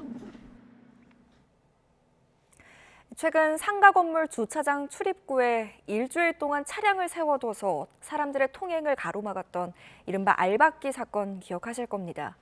서로 관리비를 받기 위해 건물 관리단 사이 다툼이 문제의 발단이었는데요. 서울에서도 비슷한 문제가 있었습니다. 벌써 넉 달째 애꿎은 주민들만 10층이 넘는 집까지 계단으로 오르내리는 황당한 일이 벌어지고 있습니다. 어찌된 사연인지 임혜진 기자가 취재했습니다. 서울 영등포구에 있는 15층짜리 주상복합 건물입니다. 가만히 있어도 땀이 나는 한여름에 비상계단을 오르내립니다. 바로 건물 12층부터 14층 사이에 사는 오피스텔 주민들입니다. 주민들은 벌써 넉 달째 엘리베이터를 타고 집까지 바로 가지 못해 이렇게 계단을 통해야 합니다. 오피스텔까지 갈 수 있는 엘리베이터 운행이 멈췄기 때문입니다. 그나마 낮에는 11층까지 운영하는 상가 엘리베이터를 탈 수 있지만 상가가 문 닫는 저녁 6시부터 오전 9시 사이에는 사실상 1층부터 계단을 오르내려야 합니다. 그 노인분들도 계셔가지고 하다가 막 넘어지신 분도 있고, 그리고 다리가 안 좋으신데 여기 부여잡고 왔다 갔다 하시는 분도 있고, 1층에 그냥 그 상가들 왔다 갔다 하는 택배 그냥 놔가지고 어떤 분은 택배가 훼손이 된 상황도 있었고. 저는 심지어 저번 달에 또 코로나에 걸렸었는데 주말에 열이 나는데 또 주말에 엘리베이터가 안 열려요. 그래서 병원도 또 못 가고. 문제의 발단은 바로 관리비입니다. 그동안 건물에는 상가와 오피스텔이 각각 관리단을 꾸려왔는데 올해 초 바뀐 상가 관리인이 건물 전체에 대한 관리권을 주장하면서 어색한 동거가 깨진 겁니다. 주민들은 기존과 같이 오피스텔 관리단에 관리비를 내자 상가 관리인이 지난 4월부터 1층과 오피스텔을 오가는 엘리베이터 가동을 임의로 중단했다고 말합니다. 오피스텔 관리단도 상가 관리인의 자격을 문제 삼아 관리인으로 인정할 수 없다고 주장했습니다. 6개월 만에 관리인 자리에서 박탈을 당한 사람입니다. 그런 전력도 있는 사람이에요. 거의 한 8억 원의 미납관리비가 있는 회사입니다. 최근 법원도 주민들이 당장 겪는 불편이 크다는 등의 이유로 가동 중단을 풀라는 가처분 신청을 받아들였습니다. 하지만 상가 관리인은 안전점검을 이유로 중단이 불가피하다는 입장입니다. 그 변경된 케이블을 다시 원상 복구하는 과정에서 지금 엘리베이터 사용을 중지시키고 수리를 하려고 하는 지금 그 과정이 있습니다. 쪽으로 하는 관리비 미납이라든가 그런 관계하고는 전혀 무관하다는 것. 이에 주민들은 관리비 미납으로 엘리베이터를 멈춘다는 통보 외에는 어떤 안내도 듣지 못했다고 반박했습니다. 이미 경찰 고소도 여러 접수돼 있지만 오피스텔 관리권을 둘러싼 상가 관리인과 오피스텔 관리단의 민사소송이 진행 중이라 공권력도 섣불리 개입하기 부담스러운 상황. 앞서 최근 인천에서 벌어진 주차장 알박기도 건물에서 관리단 사이의 관리비 다툼이 화근이 되는 등 갈등의 불씨는 곳곳에 잠재해 있습니다. 좀처럼 해결의 실마리가 보이지 않는 가운데 피해는 오롯이 애꿎은 주민들의 몫으로 남았습니다. YTN 임혜진입니다. 북한이 미국과 싸워서 이겼다며 전승절이라고 주장하는 6.25 전쟁 정전협정 체결일인 오는 27일을 맞아 대규모 열병식을 개최할 것으로 보입니다. 관영 매체를 동원해서 열병식 분위기를 한껏 띄우고 있는 가운데 이번 열병식에서 김정은 국무위원장이 연설에 나설지도 주목됩니다. 최도희 기자가 취재했습니다. 북한 조선중앙TV가 다큐멘터리 형식으로 지난해 4월 인민군 창건 90주년 경축 야간 열병식 모습을 방영했습니다. 강군의 기상이 열병대오에 역력히 흐릅니다. 마치 한 편의 뮤직비디오를 보는 것과 같은 편집이 눈에 띄는데 지난해 4월 자신들이 개최한 열병식 의미를 되짚어보며 오는 27일 전승절 분위기를 한껏 끌어올렸습니다. 말하자면 우리 혁명 전통의 빛나는 계승에 대해 선언한 것입니다. 노동당 기관지 노동신문은 전승절을 앞두고 핵개발의 정당성을 거듭 강변하고 나섰습니다. 특히 북한이 경제 발전에만 편중했다면 열핵전쟁이 수십 번도 더 일어났을 것이라는 억지 주장을 펼치며 경제 파탄의 책임을 미국 등 외부에 떠넘겼습니다. 최근 북한 평양 일대를 촬영한 인공위성 사진을 통해 북한의 열병식 준비가 막바지에 이른 것으로 관측되는 가운데 열병식은 오는 27일 밤에 열릴 가능성이 커 보입니다. 앞서 북한이 지난 2월 인민군 창건 75주년 기념 열병식에서 고체 연료 대륙간 탄도미사일인 화성 18형을 처음 공개한 만큼 이번 열병식에선 어떤 신무기를 공개할지도 관심입니다. 김정은 국무위원장이 열병식에 참석한다면 직접 연설을 할지, 지난 2월 열병식과 마찬가지로 이번 열병식에도 딸 김주애를 대동하고 나타날지도 주목됩니다. YTN 최두입니다. 북한이 오는 27일 전승절이라고 주장하는 6.25 전쟁 정전협정일 기념행사에 중국 대표단을 초청했습니다. 조선중앙통신은 오늘 조선노동당 중앙위원회와 북한 정부의 초청으로 중국 중앙위원회 정치국 위원이자 중국 전국인민대표대회 상무위원회 부위원장인 리홍충을 단장으로 하는 중국 당정부 대표단이 전승절 70주년 경축 행사에 참가하기 위해 북한을 방문한다고 전했습니다. 북한이 2020년 초 코로나19 국경을 폐쇄한 이후 외빈을 초청한 건 이번이 처음입니다. 국가보훈부는 국립대전현충원 홈페이지에 게재된 백선엽 장군의 친일 반민족 행위자 문구를 법적 근거 없이 기재된 것을 확인하고 법적 검토를 거쳐 해당 내용을 삭제했다고 밝혔습니다. 보훈부는 이와 관련해서 게재 경위 등을 검토한 결과 백 장군은 장성급 장교로서 국립묘지법에 따라 적법하게 국립현충원에 안장됐음에도 안장 자격이 된 공적과 관계없는 문구를 기재하는 건 국립묘지 설치 목적에 부합한다고 보기 어렵다고 판단했다고 설명했습니다. 이에 대해 광복회는 국민 분열을 야기할 수 있는 성급한 판단이라며 원상복구할 것을 촉구했습니다. 광복회는 성명을 통해 친일 기록의 삭제를 위해서는 친일 반민족 진상규명위원회의 법과 절차에 상응하는 절차적 정당성이 있어야 하고 광복회를 포함해 충분한 국민적 공감대가 선행돼야 한다며 이같이 밝혔습니다. 이어 보훈부가 유사한 논란을 빚고 있는 다른 국가 유공 호국 인사들에 대해서는 아무런 언급도 없이 유독 백선엽 장군에 대해서만 집착하는 것도 의도적이며 형평성에도 맞지 않다고 덧붙였습니다.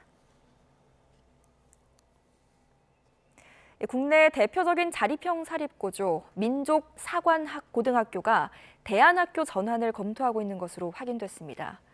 정권마다 또 정권에 따라 매번 변하는 자사고 정책에 더 이상 휘둘리지 않겠다는 뜻인데요. 전례도 없는 일인데다가 지역 학생 선발을 피하려는 게 아니냐는 지적도 나오고 있습니다. 지환 기자가 취재했습니다. 강원도 횡성에 있는 민족사관고등학교입니다. 96년 개교한 국내 대표 자립형 사립고 가운데 하나입니다. 전원 기숙사 생활에 1년 등록금은 기숙사비 포함 2, 3천만 원에 달합니다. 그런 민사고가 자사고 대신 대안학교로 전환을 검토하고 있습니다. 이유가 뭘까? 한마디로 정부 정책에 흔들리기 싫다는 겁니다. 사실 민사고 문제는 지역 교육감 선거 단골 이슈였습니다. 특히 문재인 정부 시절 나온 자사고 폐지와 일반고 전환 정책이 결정적이었습니다. 현 정부 들어 자사고 존치로 번복됐지만 2년 전 민사고는 전국 단위 학생 모집을 할 수 없는 일반고가 된다면 차라리 자진 폐기하겠다고 각을 세웠습니다. 민족 지체성 교육하고 영재 교육입니다. 설립 목적 자체가 일반 학교 프로그램으로 할 수 있었다면은 민족사관고등학교가 있을 필요가 없었겠죠. 민사고가 검토 중인 대안학교 모델은 기본 교육 과정을 유지하고 학력이 인정되는 형태. 다만 학사 운영이나 학생 선발에서 재량이 큽니다. 반면 지역 학생 선발을 회피하기 위한 시도라는 지적도 나옵니다. 올해 초 정부는 자사고 유지 계획을 밝히며 지역 인재 선발 의무화 방안을 밝혔습니다. 선발 비율은 20%가 유력한데 만약 확정되면 전체 학생 5명 가운데 1명은 강원도 학생을 뽑아야 합니다. 민사고에서 강원도 학생들을 그거보다 더 많이 뽑아야 하는 게 좀 문제가 있지 않냐 뭐 이런 식으로 얘기하기도 하거든요. 논란이 이어지자 민사고 측은 대안학교 전환과 관련해 학내 구성원 논의부터 원점 재검토하기로 했습니다. 학교 측은 보도자료를 통해 대안학교 가능성을 검토한 건 사실이라면서도 교육청에 가능성과 절차를 문의한 단계라고 밝혔습니다. 이어 학내 구성원과 심도 있게 논의한 후 신중하게 결정하겠다고 덧붙였습니다. 이에 대해 강원도교육청은 자사고 포기 후 대안학교 전환은 전국적으로 전례가 없는 만큼 법적 검토 후 교육부와 협의한다는 계획입니다. YTN 지환입니다. 정부가 내일부터 아파트 실거래가 공개할 때 등기 여부를 함께 표기합니다. 국토교통부는 대법원 등기 정보와 연계해서 올해 1월 이후 거래 계약이 체결된 전국 아파트의 등기일을 실거래가 공개 시스템에서 볼 수 있도록 했다며 이같이 밝혔습니다. 이에 따라 앞으로 아파트 매매가 완료됐는지 확인이 가능한 만큼 실거래가 띄우기를 통한 부동산 시세 조작을 막을 수 있게 됐습니다. 젊은 변호사들과 시민단체가 함께 정당 현수막 난립을 막기 위한 헌법 소원에 나섭니다. 새로운 미래를 위한 청년 변호사 모임은 인천사랑운동시민협의회와 함께 정당명의 현수막 설치를 허용한 5교의 광고물법에 헌법 소원 청구인단을 모집합니다. 이들은 수량이나 규격, 장소 제한 없이 정당 현수막을 걸 수 있도록 한 법 때문에 자극적인 문구의 현수막들이 거리에 무분별하게 내걸려서 많은 문제를 일으키고 있다고 지적했습니다. 또 이런 현수막들이 시민들이 안전하고 쾌적한 환경에서 생활할 헌법상 기본권을 침해해서 헌법 소원이 필요하다고 설명했습니다.